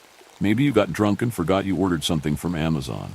Happens all the time. Just untie me and we can work this out." He reached across me and I froze. Was he going to hurt me? Torture me? Was he going to force me to transfer all my money to an offshore bank account? No. All he did was turn on a nearby lamp. I wish he hadn't. The new light allowed me to see the woman tied up on the couch. Her hands and legs were bound, and a gag had been inserted into her mouth. Our eyes met, and a look of complete horror washed over her face. She began to whimper and shake her body, but the knots held. My bladder did not. Warm piss soaked through my pants, and unbidden tears rolled down my cheeks. The weight of my situation suddenly became heavier. Mr. Morris was not only mentally unwell, he was downright evil. "Paul, please let me go. I won't tell anyone." He slapped me across the face so hard my nose began to bleed again. "What's your name and where are you from?" Mr. Morris asked. I don't know." An excruciating headache bored into my brain. "I just want to leave." He stared at me impatiently. "What's your name and where are you from?" J. John. "I'm John and I'm from here." "Where is here?" "What? Where are you from?" "Here, in fucking New York City, you crazy son of a bitch." The woman on the couch was twisting her body, trying desperately to wrench free from her binds. Her muffled screams were barely louder than a whisper. I could smell the sweetness of her perfume waft in my direction. It was a terrible contradiction. That sweet scent should be in a park somewhere, or party, enjoying the freedom of the day. Not here. Mr. Morris paced to the wall covered by a giant world map. He found another bottle of whiskey nearby and started taking small sips while he placed a pin on the map directly on New York City. Pins marked different areas all over the country. Deranged notes were scribbled in the oceans. The old man disappeared down the hall and was out of sight. I took the time to get the woman's attention. "I'm going to get you out of here," I whispered. She nodded, but there was no faith in it. She didn't believe me. And to be honest, I wasn't sure I believed myself. I promise, I added. It was more of a promise to myself to keep fighting, to find a way out of this. Mr. Morris returned with my backpack in tow. He unzipped it and pulled out my wallet. A quick scan of the contents left him unimpressed. "You're John? From New York?" "Yeah, you can keep the debit card and credit cards. I'll tell you the passwords."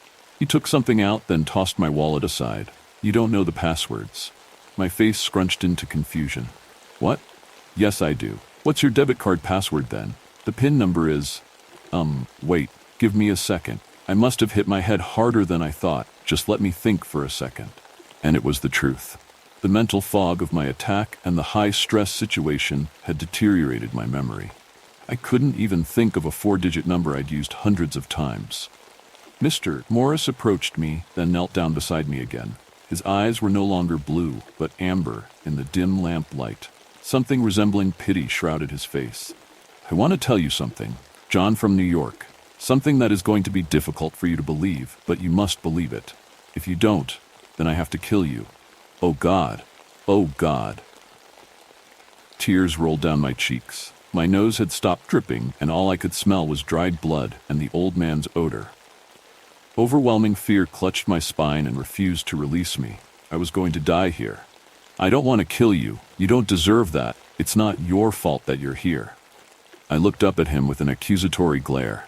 He frowned. "It's not my fault either. Like I told you, I didn't order anything to be delivered to my residence." Then whose fault is it?" He breathed deeply, then he patted my knee like a comforting grandfather. "You've been seized by the shepherds." My headache spiraled into a full-blown migraine. The shepherds? That's what I call them. Mr. Morris stood and raked a pale hand through his white hair. "Humans have called them different names over the centuries, but it doesn't matter what we call them. Their desires never change." "Please, let me go. You're not making sense." "The shepherds view humans as tools, as a means to an end. They want to craft the world to their liking, and have been doing so since humans lived in caves. From my research, I've learned a lot about them. That's why they view me as a threat." Mr. Morris pointed to his massive collection of documents, books, paperwork, and folders. He was obsessed with this wild idea that he was espousing. I pulled against the rope around my wrists, but it was still taut. I had to get out of here. Mr. Morris showed me a book. It was a very old book, judging by the worn, yellowed paper and leather binding. He flipped through the pages while continuing his incoherent ramblings. This ancient book was difficult to find and pricey, but it's been invaluable to my education on the shepherds. They consist of a coterie of ancient entities untethered to the rules of known science. They use humans as pawns, feeding on our memories and psyche, until their rot is so deep that they can influence our physical movements and birth false memories that we believe. That's why you're here, Marcus. You're under the spell of the shepherds. "Marcus? I'm John. I told you that. You're having a manic episode." Mr. Morris proffered the item he'd taken out of my wallet. It was my driver's license. I noticed my photo first, and it was the same face I'd seen every day in the mirror. It was a New York license, too. Then I saw the name, Marcus Brooks. "No," I mumbled. "That doesn't make sense. You must have changed something on my license." "I didn't do anything to it." Mr. Morris squatted down again and patted my leg. "Think about it, Marcus. Why are you here?" "I'm John. Stop calling me Marcus. Why are you here? Why did you knock on my door?" "To deliver something to you, dude. That's all I'm here to fucking do. Let me go." "Think harder, Marcus. How did you get here? How did you start your day? Are you married? Kids? What's your occupation? Where did you go to high school?" I attempted to answer. My lips even moved to form sentences, but nothing came out. My mind refused to provide any answers. I had no idea how I got here, or what started my journey. All personal memories seemed to be buried so deep that I couldn't recall them. Married? Kids? Sexual orientation? Favorite band? Favorite food? My first job? Hobbies? I knew nothing about myself except for one thing that kept drilling into the front of my mind. All I knew was that I had one goal, to finish my delivery to Mr. Morris. Then I would be free for the day. "The shepherds have seized you, Marcus, but there is time. You can come back from it. All you have to do is concentrate." Mr. Morris had my backpack again. He held it upside down and the contents fell out. A few $20 bills fluttered to the floor, as did some granola bars and a water bottle. Then a pistol. "Holy shit," I yelled. "I don't own a gun. I have no idea where that came from." Mr. Morris picked it up, checked it, then put it on a table. "It's loaded. This is the delivery that was meant for me, Marcus. The shepherds utilized you to come here and kill me." The tears were back. No. That's impossible. I don't even fucking know you. I would never do that." "It's not you, Marcus. It's the shepherds. They used you as a soldier in their game to assassinate me. They sent her to do the same thing." I turned to the woman on the couch. She'd stopped struggling and was listening to our conversation. The look of complete horror and confusion was still written across her face. She didn't believe a word of what was going on. I wish I could have said the same thing, but the more Mr. Morris talked, the more sense he made. Mr. Morris tapped on the woman's feet, and she recoiled in repulsion. "She came to my place last night. Luckily, I was able to stop her before she used the knife in her purse. I gave her the same lecture I'm giving you, Marcus. However, she's too far gone. The shepherds have buried too deep into her psyche. They must have been working on her for months." "How?" I asked. "How can someone tell when the shepherds select them?" "It starts with small things. Subtle hints, like when you spot a dark figure out of the corner of your eye, or when you experience those random moments of tinnitus. Then comes the déjà vu. Then dreamless sleep. Those are the initial signs that the shepherds are targeting you mentally. Another method to track their attacks is to be mindful of items that use electricity or magnets. Phones lose service, light bulbs flicker, anything with a computer system might glitch. For some reason, their powers affect electronics. There are signs, and I've spent my entire life studying them. That's why the shepherds can't control me. I know the signs to look for. That's also why they want me dead. I'm a threat. They are fearful that I will expose them to the public, so they select random people to control to find me." Now my mind was spinning. Mr. Morris was becoming more and more convincing, but the rational part of me understood this all to be bullshit. The psycho had me and a girl bound inside his apartment. I had to get free. I had to rescue this woman. There was only one thing I could do. "I believe you." Mr. Morris regarded me with hesitation. "You do?" I nodded. "Yes, I'm not sure about the details, but everything you've said rings true. I don't know who I am or why I'm here. I'm not even sure what part of New York we're in right now." "We're not in New York, we're in Dallas, Texas." "Dallas?"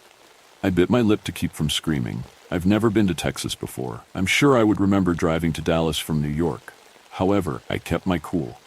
"I don't care where we are, but I do care about the truth, Mr. Morris. I can help you." "I believe you. I'm sure it's been a long time since you've had an associate." "Associate?" "Yeah.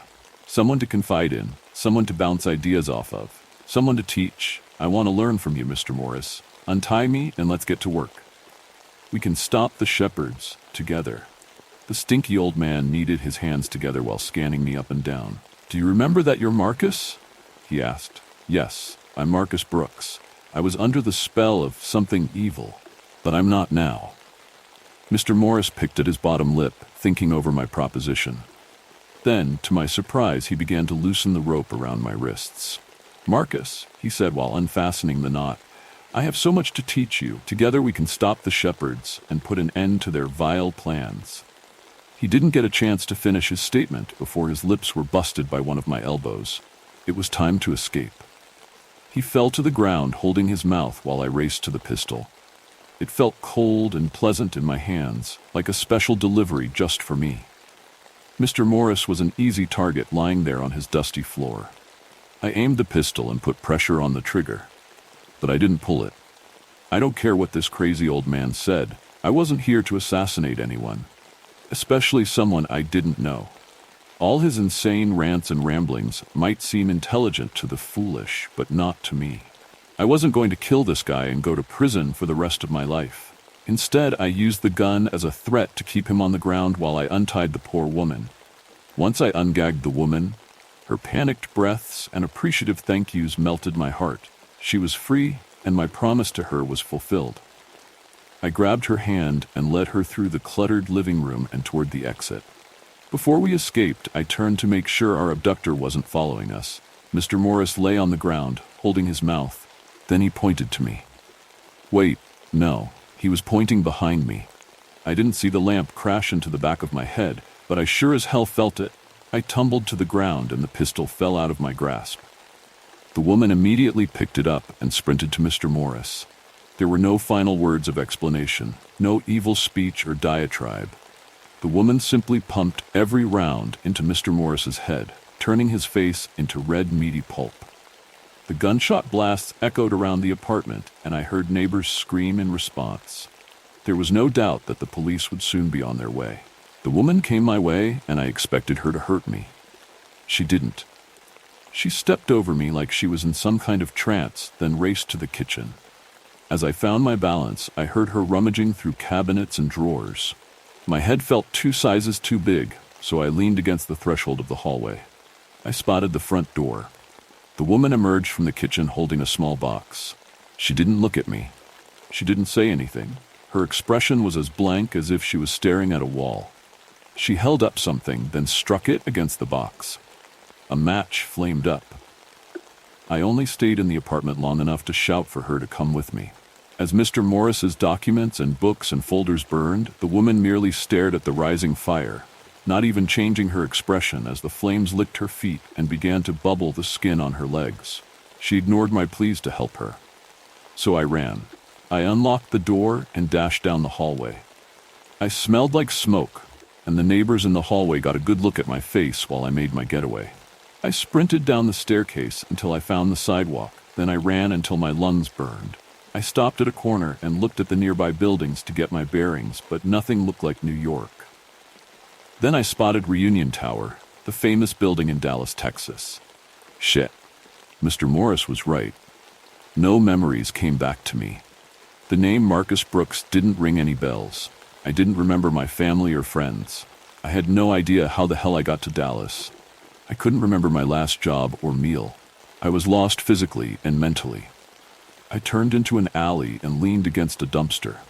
I wept and begged for all this to be over while police sirens whined in the distance. My mind raced with questions about what Mr. Morris had explained to me. Then I bolted upright when I saw someone. Wait, no, it wasn't someone, just a shadow in the corner of my eye. That was only the beginning. The next story will have you questioning every shadow. Why can I still hear it? Hi guys, I don't use Reddit often, or at all really, other than for some occasional browsing, so I apologize in advance for any type of formatting issues. Please understand I wouldn't be reaching out to all of you on here if I wasn't desperate, but I can't deal with this anymore, and I was hoping someone here might be able to help me out. I truly have tried everything I can think of. It's current 3:25 a.m., and I am at my absolute wit's end listening to this grating, repetitive, loud, high-pitched, blaring noise. I don't even know where my phone is anymore. I think I threw it across the room earlier tonight. I'm pretty sure I hear it vibrating somewhere on the floor. I'm typing this out on my computer for you all now, and I'm rushing, so I'm sorry if there are any spelling mistakes. About 4 days ago, the government launched the first test of a new public warning system. Instead of you just receiving a text, like usual, now your phone will vibrate in a distinct pattern and make a siren-like noise to make sure you can't miss it. The sound keeps going. It's like 2 or 3 rhythmic bursts of noise that fade out ever so slightly at the end before booming back to its maximum volume or louder, and then starting again. The noise and the vibrations continue until you pick your phone up and acknowledge the emergency, which, importantly, stops the noise. I had seen it reported on the news that they were going to test this new system, but hadn't seen that it was anything other than the usual text message. I don't usually pay any attention to these things. This testing of the text alert system happens every month or so in the summer and about every 3 weeks in the winter. And the sirens that warn of a nuclear catastrophe or oncoming natural disaster are tested every first Monday of the month at 11 a.m. sharp. All of this is to say, I truly didn't even give it a second thought until we were all sat in class, and suddenly, all at once, that disgusting blaring sound filled the whole classroom. People were taken by surprise and jumped back in their seats, looking at their phones and rushing to stop the sounds coming from them. It made me wince and clench my teeth when I heard it. This disruption to the class lasted around 20 minutes, as some people's phones received the alert more than once. Some people's alerts were delayed, and people were rightfully rattled at the sudden sound of emergency sirens coming from their phones. After 20 minutes went by, my friends and I had gotten bored of talking about it and had gone back to focusing on the lesson. All of us are struggling in physics, and wasting time talking about a new and fancy public alert system simply wasn't as important as hopefully graduating. And that was it. For about a day and a half, that was the end of the story. We, the public, now knew about this alert system, and we could carry now with our lives until either the next first Monday of the month or until they decided it needed to be tested a second time. That was until I got home that second night. I'd heard other people's phones blare out that rhythmic beat a few times during lunch in the canteen, but I just assumed it was their phones being slow. None of my friends mentioned it, so I didn't either.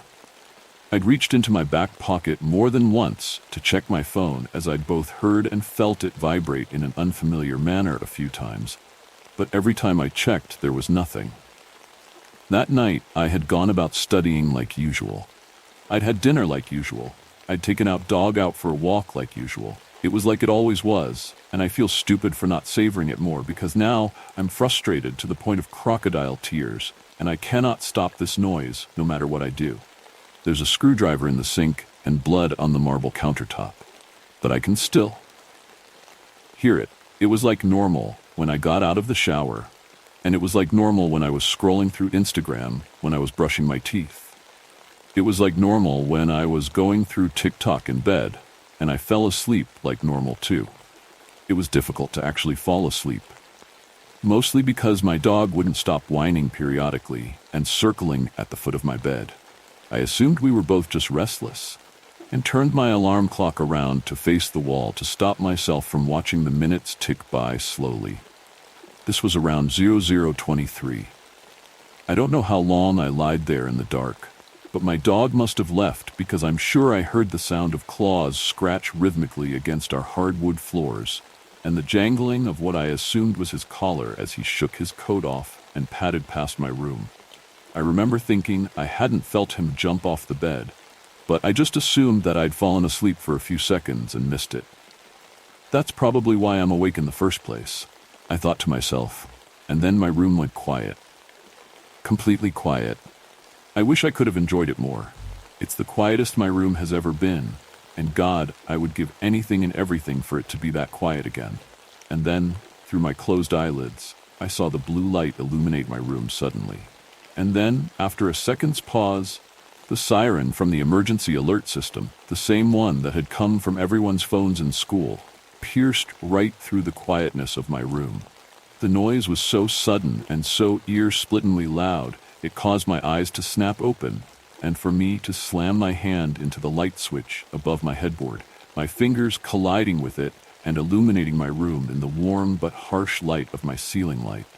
In my panic, I almost threw myself at my nightstand to reach for my phone, but the sudden change of brightness in my room meant I had my eyes squinted almost completely shut, and I accidentally knocked it onto the floor instead. I leant over my bed, desperately grasping for it. I felt around the floor for a few seconds too long, and once I finally got my hands on it, I pressed desperately and frantically on the acknowledge button, and it was quiet again. It wasn't until I felt my heartbeat in my temples that I realized hadn't stayed frozen in my uncomfortable position of leaning half off my bed with my face to the floor. I braced my palm on my floor, grabbed my phone with my other hand, and pushed myself back into bed, sitting with my knees pulled closely to my chest. I let out a breath I hadn't realized I was holding and waited. Looking back, I realized now that it was too quiet. It was abnormally quiet. I couldn't hear my dog walking around. I couldn't hear any noise from the wind or the trees outside. I couldn't hear anything from my parents' room. So I sat and I waited. I'm not sure what I was waiting for. I didn't want to touch my phone. The low, rhythmic beat and consistent droning of the siren, and paired with my desperation to stop it, had taken me so off guard that it had almost pushed me into a panic attack. I felt my heart drum so strongly in my chest, it almost felt like it was moving up my throat. I'm not sure how long I waited for, and I'm not sure why I was so nervous. Maybe it was the silence. It almost felt like there was something telling me not to move. Even with my back pressed against my headboard and my ceiling light still on, it felt like there was someone, no, not someone, something stood behind me, lurking ominously, but I knew if I turned around, it wouldn't be there. Not because there was a wall behind me, but because it did not want to be seen. After a while, I was simply too scared to move. I tried convincing myself this paranoia was just a result of me being awake later than usual, and the suddenness of the siren noise, and I was just scaring myself, and that I had to be up for school in 5 hours, and I needed to get a grip and go back to sleep. Slowly, I became less scared. That fear had turned to mild annoyance, and I sighed in frustration. I dragged my palms across my face and forced myself to get up and go down to the kitchen to have some water. I hoped it would calm me down. I walked out of my room and was slow going downstairs. I noticed that at this point it was still insultingly quiet. The thought crossed my mind that it felt like I was the only person on earth. I frowned at myself. I knew thinking like that would only freak me out more.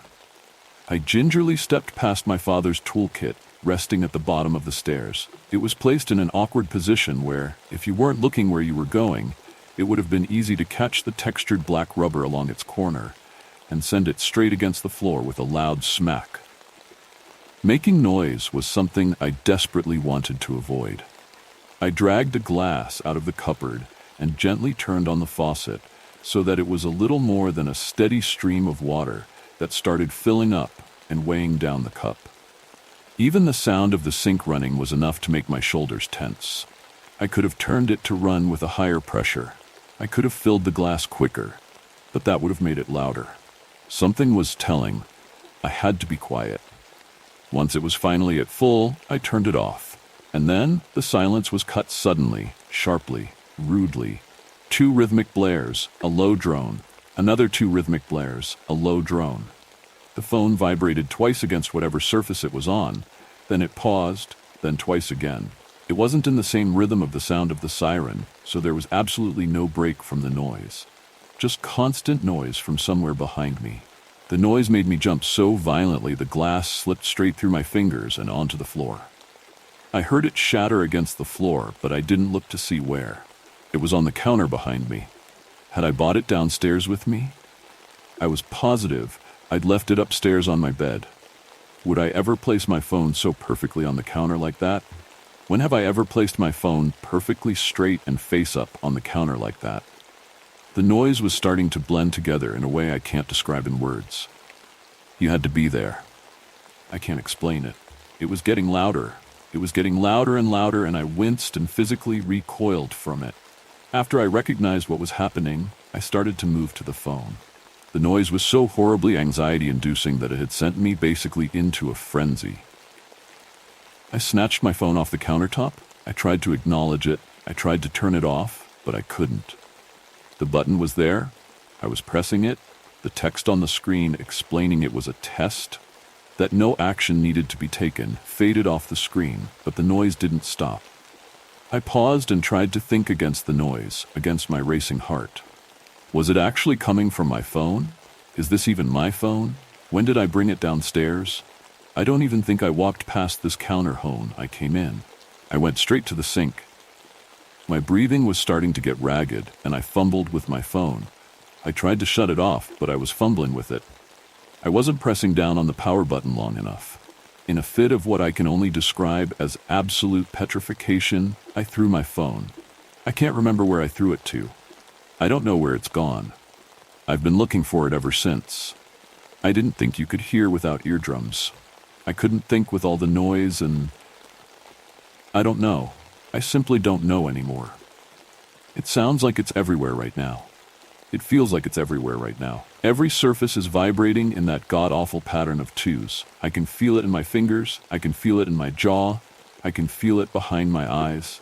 Please, please, please tell me what I can do to stop this. It's everywhere. I don't know what else to do. If that made you uneasy, brace yourself for what's coming next. My new apartment came with a terrifying secret. The moment I stepped into the apartment, it felt right. It was small, yes, but it was mine.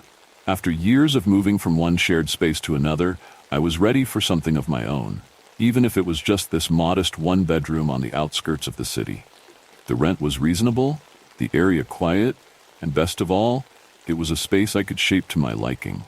No more tiptoeing around roommates' habits or schedules. This place was a fresh start. The building itself was older, maybe from the 1970s, with the usual quirks of an aging structure.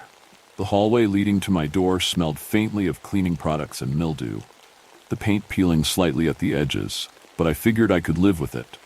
It added character, I thought. The apartment had a certain charm, too. Wooden floors, a decent kitchen, a view of the tree-lined street below. Nothing fancy, but comfortable. The first night after I moved in, I went through the usual ritual of unpacking boxes and arranging furniture. The work was exhausting, but satisfying. The routine of it kept my mind occupied, and by the time I finished, I was too tired to do anything but fall into bed. As I lay there, staring up at the ceiling, I could hear the muffled sounds of the building around me, the hum of distant traffic, footsteps from the apartment above, and the occasional creak of the walls settling. It was normal. Old buildings made noise, I reminded myself. That's just how it is, but there was one sound that stood out. It was faint, barely noticeable at first, like a soft rhythmic pulse. At first, I thought it was coming from outside, maybe from the heating system or plumbing. I turned on my side, trying to ignore it. Moving into a new place can be disorienting, especially when you're not used to the sounds of the building. Eventually, exhaustion won out, and I drifted off. The next few days were uneventful. I settled into my new routine, going to work, coming home, and slowly making the apartment feel like mine. I found a local cafe down the street, started exploring the neighborhood a bit, and even managed to meet one or two of my neighbors. Everyone was polite but kept to themselves. It was exactly what I wanted: quiet, low-key, uneventful. But that sound, that faint rhythmic pulse, kept coming back.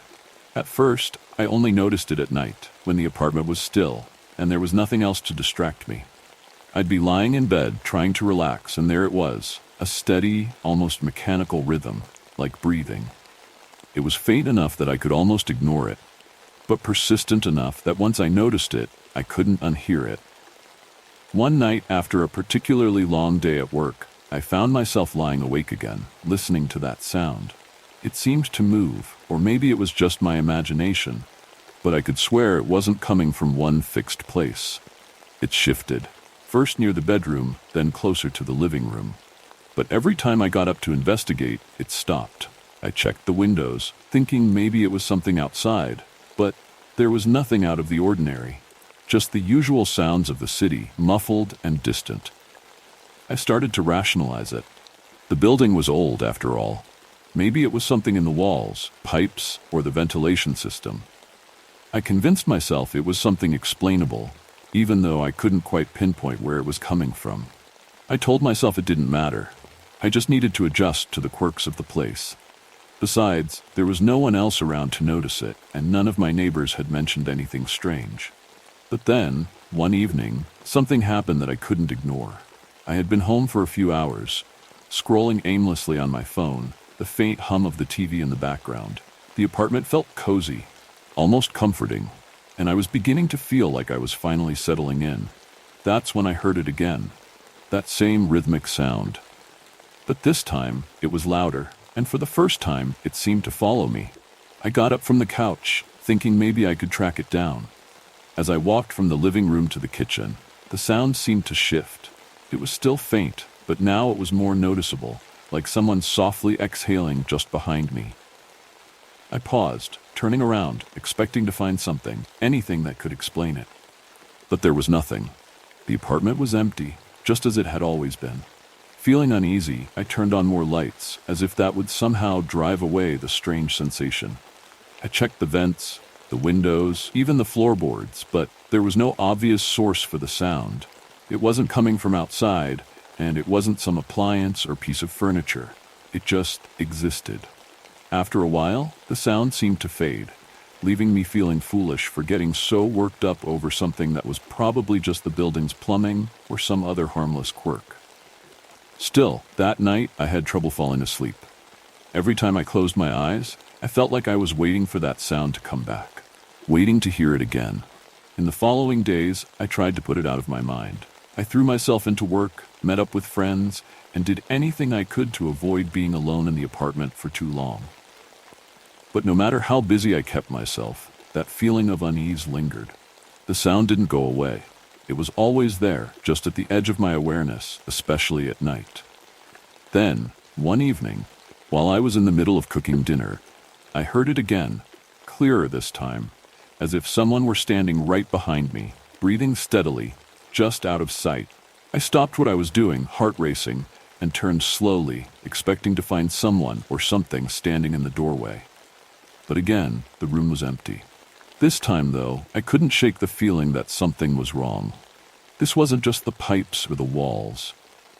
Something about the way the sound seemed to follow me was too specific, too deliberate. I turned off the stove, grabbed my phone, and stepped outside for some air. For the first time since moving in, I felt genuinely unnerved. And that's when I decided I had to find out what was really going on in this apartment. It wasn't like me to get so spooked. I wasn't the type to believe in ghosts or paranormal nonsense, and I'd never been prone to anxiety or overthinking things. But ever since that night, when the sound seemed to follow me from room to room, I couldn't shake the feeling that something was off in the apartment. Rationally, I kept telling myself there was an explanation. Every old building had its quirks, right? Maybe it was the ventilation system, or maybe the walls were thinner than I thought, and I was just hearing the neighbors' movements somehow. But it wasn't just the sound itself. It was the feeling that came with it. A sensation that wasn't easy to describe, like being observed when you know no one else is there. I started wondering if my mind was playing tricks on me, but the sound was so consistent, so steady. It didn't feel like something I was imagining. The next day at work, I decided to do some digging. During my lunch break, I searched online for anything about strange noises in apartments. There were the usual results: old buildings settling, faulty pipes, drafts in poorly insulated walls, but nothing that matched the specific rhythmic pattern I was hearing. I kept digging, reading through forums and articles, but still came up with nothing definitive. I was beginning to think I was alone in this, that it was just some weird thing about the apartment I'd have to live with, but something in me couldn't let it go. That evening, when I got home, I decided I would try and trace the source of the sound more methodically. It started almost on cue. As soon as the apartment settled into its evening quiet, there it was, the soft, rhythmic pulse, like someone breathing slowly in the background. I stood in the center of the living room, trying to pinpoint where it was coming from. It felt louder tonight, or maybe I was just more attuned to it. Either way, it seemed to be everywhere and nowhere all at once. I started walking around the apartment, pausing every few steps to listen. The sound didn't get louder or softer, but it always seemed to be nearby, no matter where I stood. I checked the vents, leaning in close, trying to detect anything that might be causing it, but there was nothing. I pressed my ear against the walls, half expecting to hear a neighbor's TV or conversation, but all I could hear was the steady pulse. Growing more frustrated, I moved into the kitchen and turned off all the appliances. Maybe the refrigerator or the microwave was emitting some kind of sound I hadn't noticed before. But when everything was off, the sound was still there, unchanged. It wasn't mechanical. It was too soft, too human. Next, I decided to check the windows again. I opened each one, listening for any street noise, but the sound didn't seem to be coming from outside. I even went so far as to stand in the hallway outside my apartment, wondering if it was something in the building itself. But as soon as I closed the door behind me, the noise disappeared, leaving only the usual hum of the building. I stood there for a moment, breathing in the stale hallway air, trying to think of what to do next. I felt ridiculous. It was just a sound, after all. But the longer it persisted, the more it seemed like something I needed to figure out. Not just because it was unsettling, but because I couldn't let it go. I couldn't live with this constant, unnerving presence in my home. Back inside, I resumed my search, this time moving into the bedroom. It was the one place I hadn't fully checked yet, mostly because I dreaded the idea that the sound might be strongest where I slept. I stood in the middle of the room, listening intently, and there it was again, faint but steady, like it had been all along. I crouched down, checking under the bed, even though I knew there was nothing there. The floorboards creaked slightly as I shifted my weight, but that rhythmic pulse remained constant. I moved toward the closet next, pulling the door open and rifling through my clothes and boxes. But there was nothing unusual. No hidden vents, no odd wiring, nothing.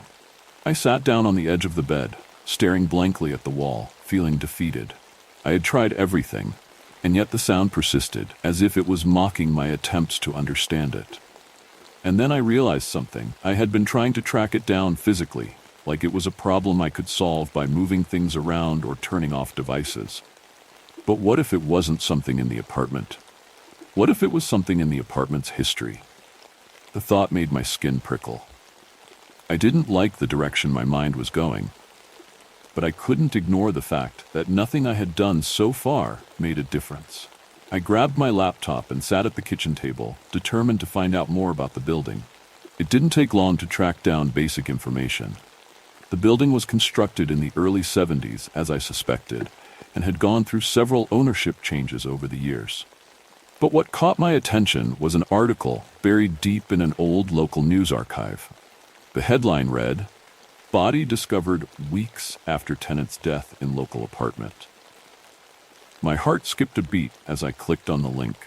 The article was brief, a few paragraphs detailing how the body of a middle-aged man had been found in his apartment several weeks after he had passed away. Neighbors had complained about a smell, leading the landlord to enter the unit. By then, the body had decomposed, and the man had been dead for nearly a month. I read on, my eyes scanning for details. The article didn't mention which unit the man had lived in, but it did say that the building's ventilation system had been faulty at the time, which had delayed the discovery of the body. For weeks, the man's decomposing body had been releasing gases into the air, and it wasn't until the smell became overwhelming that anyone realized something was wrong. I sat there, staring at the screen, my mind racing. Could it be? Could the strange sound I was hearing be connected to that? It seemed far-fetched, but at the same time, it was the only thing that made any sense. The ventilation system, the pipes, it had to be something left over from that, right? Some lingering effect of the tragedy that had taken place in the building all those years ago. But even as I tried to convince myself that it was a rational explanation, the thought of it unsettled me deeply. I couldn't shake the feeling that there was more to this, something I wasn't seeing yet. And as I sat there, the rhythmic sound continued, steady and unrelenting. It was as if the apartment itself was breathing. After reading that article, I couldn't shake the image of the decomposing tenant from my mind. It was disturbing enough that someone had died alone in this building and remained undiscovered for weeks. But what really gnawed at me was the possibility that I had moved into the very same apartment. The sound I'd been hearing, steady, like someone breathing, felt all too connected to the story. The next morning, I decided to take things further. I wasn't satisfied with what I had learned online. I needed to know for sure if this apartment had been the site of that tragedy. I also wanted to know more about who that man had been. Was there something about him that might explain the strange presence I was feeling? My first step was to visit the building's property management office. I figured they wouldn't give me detailed information about former tenants, but I hoped they might at least tell me more about the apartment itself. I had never met the landlord personally, only dealt with the office staff when signing my lease, but I was determined to get some answers. I walked over to the office, a small, unimpressive space tucked behind the main building. The receptionist at the front desk glanced up as I entered, giving me the bored, detached look of someone who dealt with too many tenant complaints. I cleared my throat and tried to sound casual. "Hi, I live in apartment 6B, I said, leaning on the counter. "I was wondering if you could tell me anything about the history of the unit. I'm just curious about who lived there before me." She frowned slightly, typing something into her computer. "Is there a problem with the unit?" she asked without looking up. No, no problem, I replied, though I could hear the nervousness creeping into my voice. I heard something about the building's ventilation system being an issue a while back, and I was curious if it affected my apartment. I like to know the history of places I live, you know? The receptionist hesitated, her fingers still hovering over the keyboard. The building's old, she said, in a tone that suggested she didn't want to deal with whatever concern I might bring up next. There have been repairs over the years, sure, but we take care of any major issues. If you're having a problem, I can send maintenance. I shook my head quickly. No, it's not that. It's just, was there ever an incident in that apartment? Like, did something happen to a former tenant? Her eyes flickered with something like recognition. She glanced at the screen in front of her again, then back up at me, her expression guarded. I'm not really supposed to share details about previous tenants, she said slowly, choosing her words carefully. But there was an incident. It was a long time ago. I leaned in, my curiosity growing. An incident? What kind? The receptionist glanced around, as if checking to see if anyone else was listening. Then, lowering her voice, she said, "A man passed away in the apartment a few years ago. Natural causes, I believe, but he wasn't found for a while. There was an issue with the ventilation system at the time, and..." She trailed off, clearly uncomfortable discussing it further. So, it was true. My stomach twisted as I realized I had been right. I was living in the same apartment where that man had died. I thanked the receptionist and left the office, my mind racing. I had the confirmation I needed, but it didn't make me feel any better. In fact, it only made things worse. The idea that I had been hearing something connected to that man, or to his death, was too unsettling to ignore now. I couldn't just write it off as pipes or ventilation noises anymore. There was a connection between the sound and the history of the place, even if I couldn't fully explain it yet. Back in the apartment, I found myself more aware than ever of the space around me. Every corner, every wall felt heavy with the knowledge of what had happened here.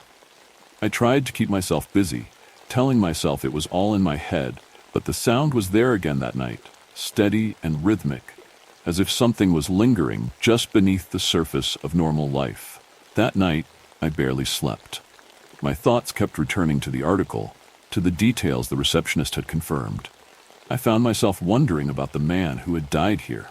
Who was he? How had he ended up alone, unnoticed for so long? I tried to picture his final moments. Did he know he was going to die? Had he tried to call for help, but no one heard him? The next morning, I decided I needed more information. I had to understand the full story. I couldn't keep living in this apartment with these half-formed suspicions lurking in the back of my mind. So I turned back to the internet, this time searching more specifically for details about the man's death. It took a while, but I eventually found a few more references to the incident. The man's name was Michael Harris. He had been in his late 50s, lived alone, and from what I could gather, had no close family or friends nearby. His death had gone unnoticed for weeks, and by the time the building staff had discovered him, his body had already begun to decompose. The article mentioned that neighbors had complained about the smell, but it wasn't until the stench became overwhelming that anyone thought to check on him. Reading about Michael Harris sent a chill through me. The idea of dying alone, with no one to care or notice, was horrifying in itself, but something about the way the article described the discovery of his body stuck with me. It mentioned that the ventilation system had been pumping air from his apartment into the rest of the building, which was why it had taken so long for anyone to realize something was wrong. Back to the sound I had been hearing, the rhythmic, breathing-like pulse. Could it really be that simple? Was I hearing something left over from that faulty ventilation system? Maybe it wasn't supernatural after all. Maybe it was just the remnants of old air, trapped in the ducts, still circulating through the building. But even as I considered that explanation, I couldn't shake the sense that there was more to it. I couldn't ignore how specific the sound felt, how it seemed to follow me, to shift in intensity depending on where I was in the apartment. It wasn't just an ambient noise. It felt alive. That evening, I made a decision. I couldn't live like this, constantly wondering and second-guessing myself. I needed to confront whatever was happening, once and for all. I waited until nightfall, when the apartment was at its quietest, and then I sat in the living room, listening. The sound was there, as always, soft but present. I focused on it, trying to pinpoint where it was coming from. It was faint at first, but after a few minutes, it grew louder, more distinct. I stood up and began to follow it, moving slowly through the apartment, from the living room to the kitchen, then back to the bedroom. The sound seemed to move with me, just as it had before. But this time, I wasn't going to let it scare me. I was going to face it head on. And then, as I stood in the doorway of the bedroom, something strange happened. The sound stopped. Complete silence filled the room, and for the first time, I felt truly alone in my apartment. That silence was heavier than any noise I had ever heard. It pressed against me, thick and suffocating, as if the absence of the sound was more oppressive than its presence had ever been. I stood in the bedroom doorway, frozen, waiting for the pulse of that rhythmic noise to return, but it didn't. Instead, there was nothing, just the quiet hum of the city outside, muffled and distant. I tried to tell myself that this was a good thing. Maybe I had finally figured it out, or maybe the sound was just some odd quirk of the building that had now resolved itself. But deep down, I knew it wasn't over. Something had shifted in the apartment, and the silence wasn't a relief. It was a warning. That night, I barely slept again, but it wasn't the sound keeping me awake this time. It was the absence of it.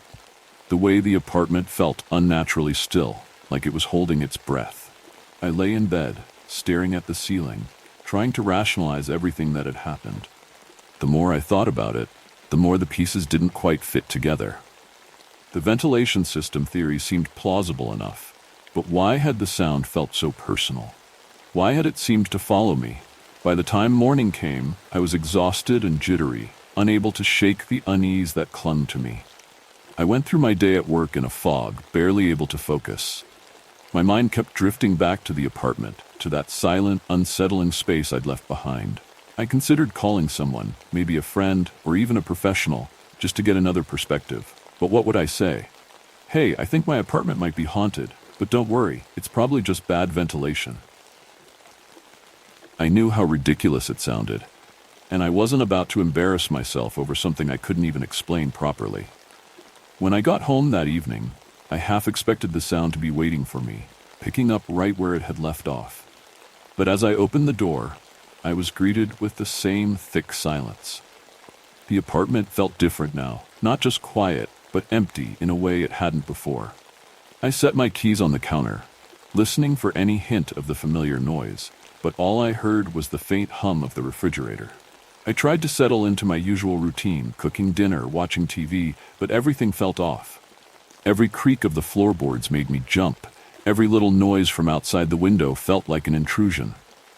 I was on edge, constantly waiting for the sound to come back, for the rhythm to start up again. But it didn't. The apartment remained silent, and with every passing hour, my anxiety grew. That night, as I lay in bed, I finally allowed myself to consider the possibility that something else might be going on. Something beyond faulty pipes or old ductwork. I didn't want to believe it.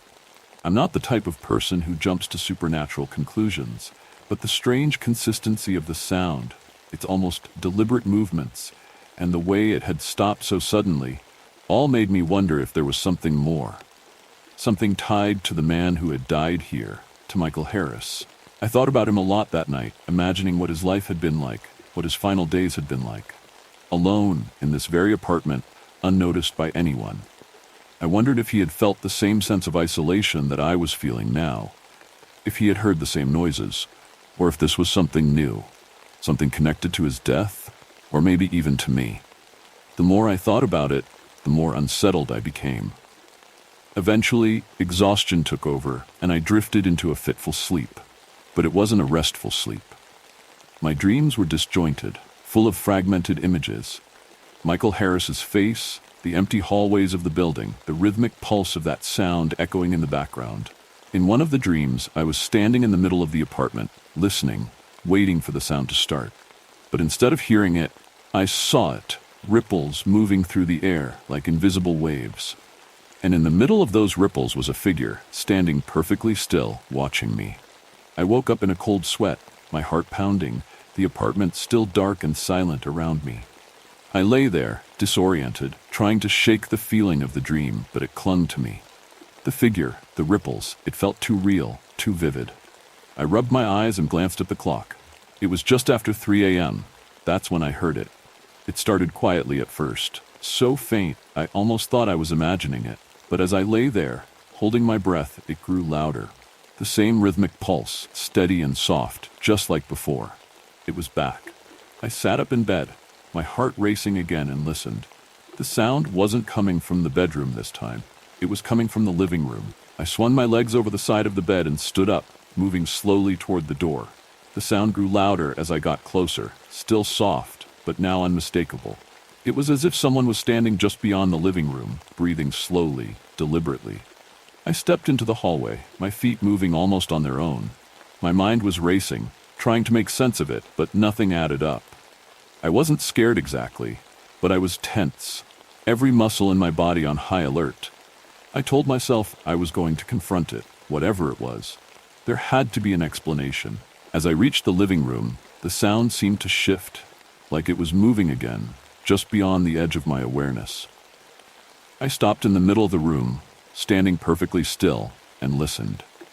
The pulse was steady now, louder than before, but still soft enough that it felt distant, like it was coming from just beyond the walls. And then, as suddenly as it had started, the sound stopped again. I stood there in the middle of the living room, surrounded by silence, my breath shallow and my pulse racing. I didn't know what to do. I had no idea where the sound had gone or why it had stopped. All I knew was that it had come back, and this time it felt different, more deliberate, more aware. I glanced around the room, searching for anything out of place, but everything looked normal. Just my furniture, my belongings, the same space I had been living in for weeks. But something had changed. I could feel it in the air, in the way the silence seemed to press against me, almost suffocating. I was no longer alone in the apartment. I backed slowly out of the living room, retreating to the hallway, my eyes scanning the space around me. Every instinct told me to leave, to get out of the apartment and figure this out from a safe distance. But I didn't move. I couldn't. Something was keeping me there, holding me in place, as if I needed to see this through, to find out what was really happening. I stood in the hallway for what felt like an eternity, listening, waiting for the sound to return. But it didn't. The silence remained, thick and heavy, wrapping around me like a blanket. And then, just as I was about to turn and go back to bed, I heard something new. It wasn't the rhythmic pulse this time. It was a soft creak, like the sound of a floorboard shifting under the weight of something or someone. I turned slowly, my heart in my throat, and saw it. There, in the doorway of the bedroom, stood a figure. It was faint, almost like a shadow, but it was there, unmoving, watching me. For the first time since this whole thing started, I felt real fear. The kind of fear that grips you so tightly you can't move, can't think, can't breathe. And in that moment, I knew whatever had been making that sound wasn't just in the walls. It was here with me. For a moment, I couldn't move. I stood frozen in the hallway, staring at the figure in the bedroom doorway. My brain struggled to process what I was seeing, to fit it into the realm of reality, but nothing about this felt real. The figure was just standing there, barely more than a shadow, its shape indistinct but unmistakably human. Every rational part of me wanted to believe it was a trick of the light, a figment of my sleep-deprived mind. Maybe I was still dreaming, caught in the fog of that strange half-sleep state where everything feels off, but plausible. But this wasn't a dream. The figure didn't move, but its presence was palpable, like the weight of eyes on you when someone is staring, that invisible pressure in the air that makes your skin crawl. I took a step back, my breath coming in shallow, uneven bursts, trying to force myself to think clearly. I should have run. I should have turned and bolted out of the apartment, but my legs didn't cooperate. Fear had a grip on me now, squeezing tighter with every second that passed. My mind raced through possibilities, desperate for an explanation, an intruder, a shadow, a reflection. But none of them made sense. I blinked hard, my vision blurring slightly as I did, and for a split second, the figure seemed to waver. almost like it wasn't fully solid, but it was still there, still watching. A sudden thought hit me like a bolt of lightning. Michael Harris. Was this him? Was this what was left behind, lingering in the apartment after his death? The rational part of me recoiled at the idea, but after everything that had happened, the sound, the strange feelings, the way the apartment seemed to change, it was hard to shake. The figure had to be connected to him. There was no other explanation. I stood there in shock, struggling to find the nerve to react. After what felt like forever, I finally pushed myself to say something. "Who are you?" My voice came out quieter than I intended, barely more than a croak, but it was enough to break the silence. The figure didn't move, didn't respond. It just stood there, a dark shape in the doorway, like it was waiting for something. The stillness of it was almost worse than if it had moved. There was something unnatural about how it just remained, motionless, without a sound. I took another step back, my legs shaking.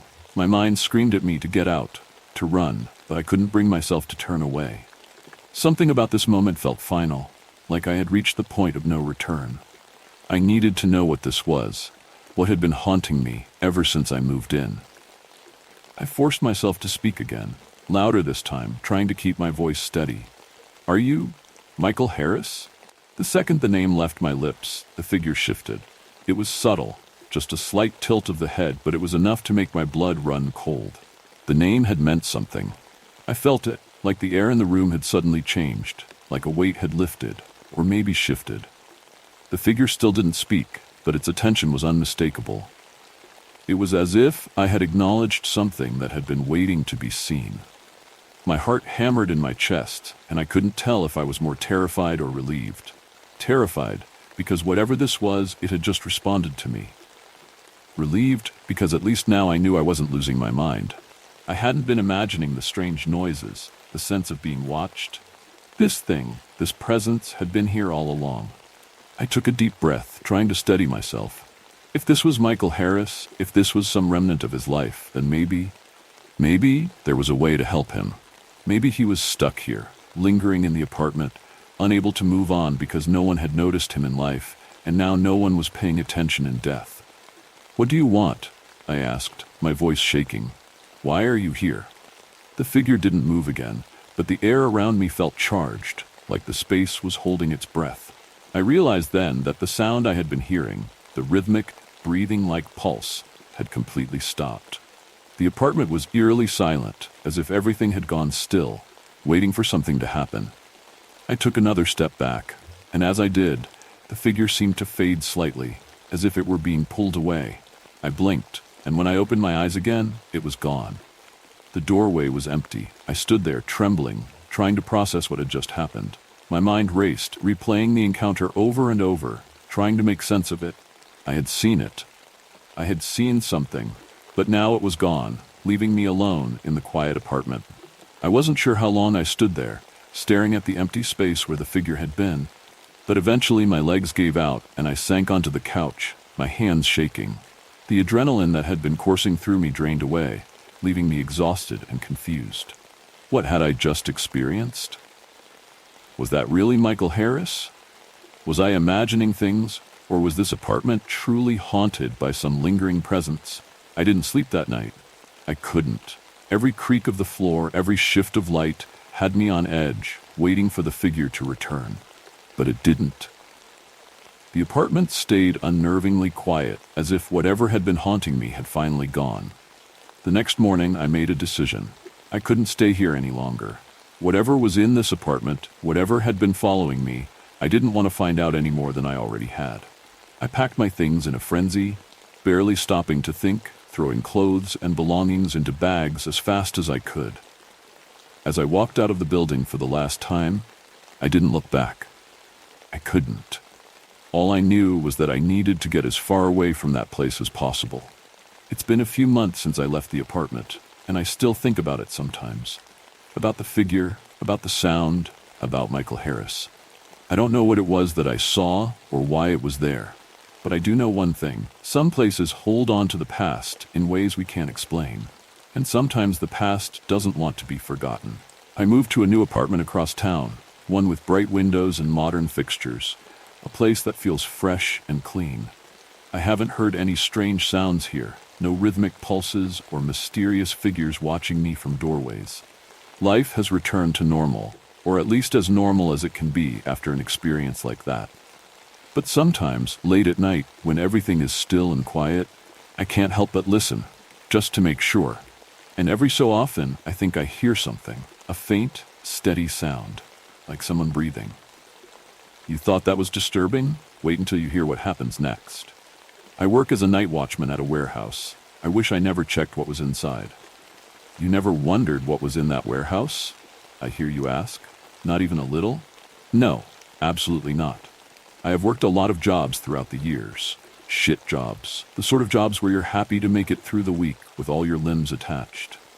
When this gig fell into my lap, I didn't play dentist with the gift horse. No, I did not question what I was guarding. I was just happy that I didn't have to count coins when I bought bread. When I first accepted the night watchman job, I expected to be warding off thieves, or at least drunks. Yet no such characters presented themselves. For well over a year, no characters presented themselves at all. I was left alone in the peace and tranquility of my guard booth, with nothing but an old television and an even older gas heater to keep me company. The parameters of the job were simple. Arrive midnight, leave at 7. Around 5:50, I would raise the barrier at the guardhouse and unlock the main door of the warehouse. Then I'd take a break in the office. 6 o'clock sharp, the siren goes off.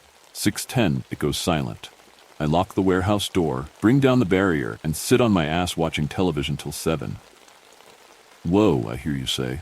What happens in those 10 minutes? What's in that warehouse? Did you ever check? No, never gave a damn about things that didn't concern me. The world would be a calmer place if others took a similar approach. But what if there were stolen goods in that warehouse? I hear you ask. What if you were working for the mob or a corrupt politician or some other nefarious organization? Wouldn't you want to know? Again, no. I didn't give a damn who paid my bills as long as they got paid.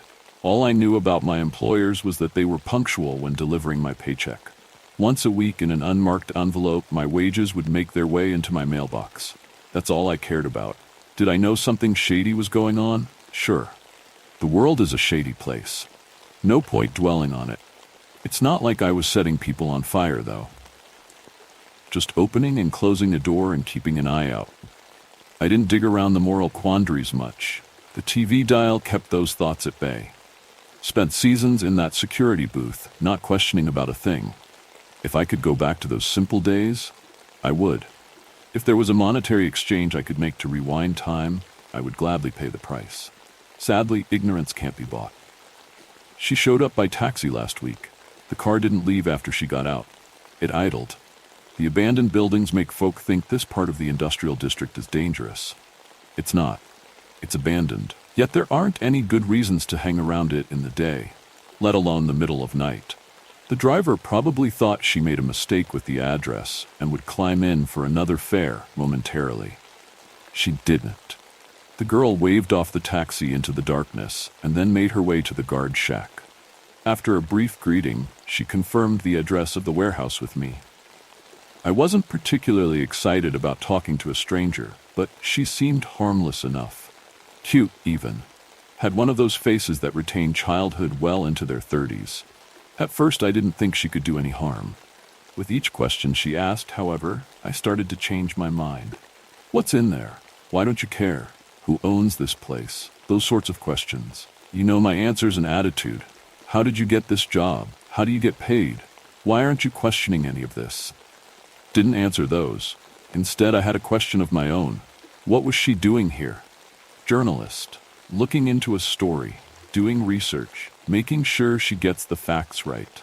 I told her I wouldn't be answering any more questions. I also told her that she shouldn't be in this part of the city at night. Advised her to grab a taxi and shut the visor. For my part, the conversation was over.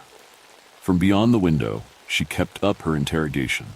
How did I communicate with my employer? Was there someone I could call in case of an emergency? Who hired me? My first night on the job, I was walked through the rules by some scientist type. Had a lazy eye, that's all I remember of him. He showed me the landline in the guard shack. No dial pad, just a black receiver on a plastic hook. only to be called in case of an emergency. I had used the phone once. As I listened to the journalist insistently tapping on the window, I briefly considered picking it up once more. I decided against it. I thought I could get her to leave on my own, just as she started asking me whether I ever associated with a certain Anton Barat. I grabbed my baton and slammed it against the table. That scared her. When I ran out of the guard shack, demanding that she leave the property immediately, she got even more frightened. I half expected her to run off into the night in fear of getting a taste of the baton, but she only took a couple steps backwards. The journalist said she was going to leave, but she thought I should know that Anton Barat was the owner of the warehouse, legally speaking at least. She had reason to believe I had met him before. Since she was reasonably certain I knew the man, she also thought it important for me to know that he'd been found dead recently. Gas station out in the sticks, multiple gunshot wounds.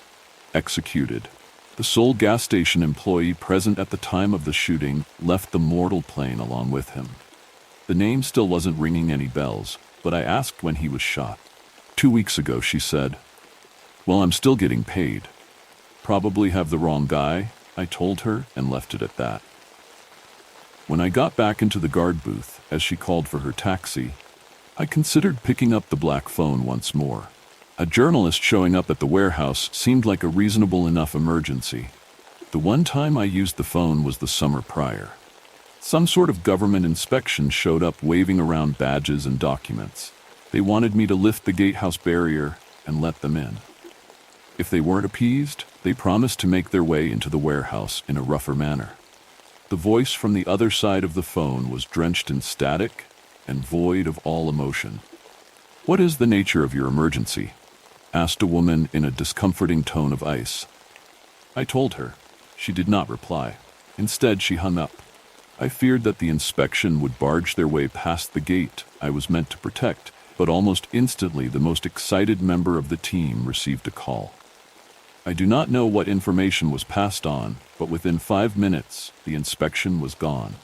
I considered picking up the black receiver the night the journalist showed up, but I didn't. Whatever the inspector had heard on the phone the summer prior had turned him pale as death. Whatever events picking up the phone set in motion were not pleasant ones. The journalist was far too young and pretty to be getting wrapped up in all of this. I thought I could deal with the situation on my own. She smoked a couple cigarettes while she waited for her car. 20 minutes later, she got into a beat-up taxi and disappeared into the night. When the taillights of the journalist's ride faded into the darkness, I considered that to be the end of it. I went back to watching my television. Later, as I unlocked the warehouse and lifted the barrier to my usual siren alarm clock, I realized the name she said did sound familiar. Dr. Barat, the scientist with the lazy eye. He was the one who had walked me through the first day of the job. The thought of him being found dead didn't elicit any strong feelings from me. Barely knew the guy. I was still getting paid. There was no need to dig into a good gig. While I sat in the break room, it had started to snow. As I returned back to my guard box for the final leg of my shift, I noticed footprints in the light cover of white. They went from the entrance of the warehouse and past the gate. Thoughts of the nature of my job nipped at me then, but I buried those ruminations with more television. I chose to ignore the strangeness of my job in lieu of a paycheck. I chose to not ask myself any questions I might not like the answers to.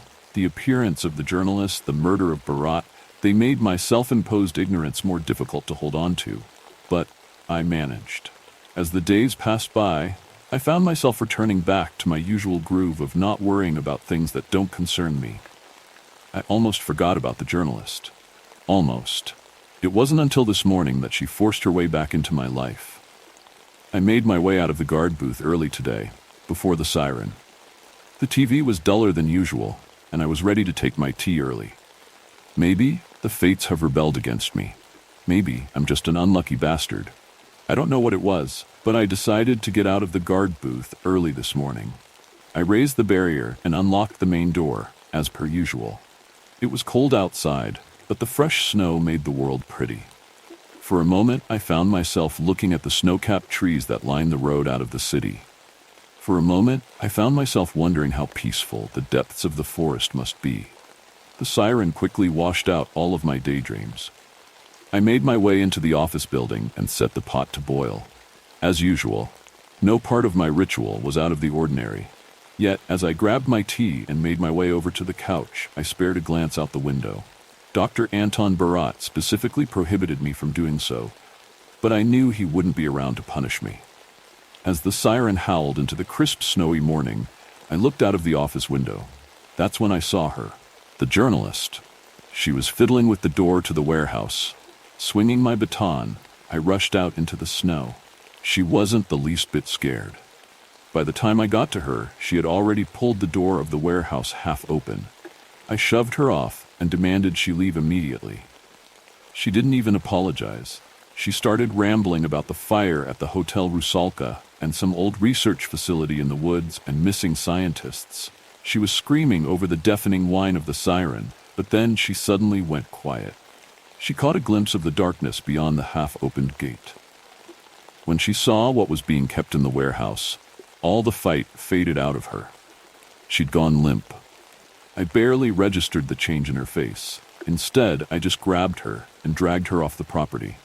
It wasn't until we were past the guard box that I spared a glance back myself. The inside of the warehouse was dark and we were at a distance. But I saw them. People. Standing around. Dressed in what looked like lab coats. My eyes aren't what they used to be. I couldn't see the figures clearly. The warehouse being filled with people was definitely strange, but true terror didn't strike until they started to walk. They were burnt to death. The figures that emerged from the warehouse were deformed beyond gender or age. They were identical in the severity of their burns, but differed in the grotesque details of their injuries. Some of them still had eyes, but they were misshapen and milky, if present at all. The corpses shouldn't have been able to walk, and their eyes shouldn't have been able to see. Yet they watched us. The burnt scientists moved in a single file line. They marched through the snow in near perfect unison. They walked, burnt and deformed, and they stared in our direction. They passed us without stopping. Neither me nor the girl made any effort to interfere with their march. We barely remembered to breathe. The burnt procession shook both of us. What we had witnessed defied all explanation. When the burnt scientist finally disappeared into the forest, I heard myself speak. Without any input from my brain, I found myself offering the journalist a cup of tea. I didn't want to pick up the phone. She's far too young and far too pretty, and judging by her catatonic state, she had no idea what she was getting into. I didn't want to pick up the phone. But I knew that if the contents of the warehouse were to make it into the news, she wouldn't be the only one being punished.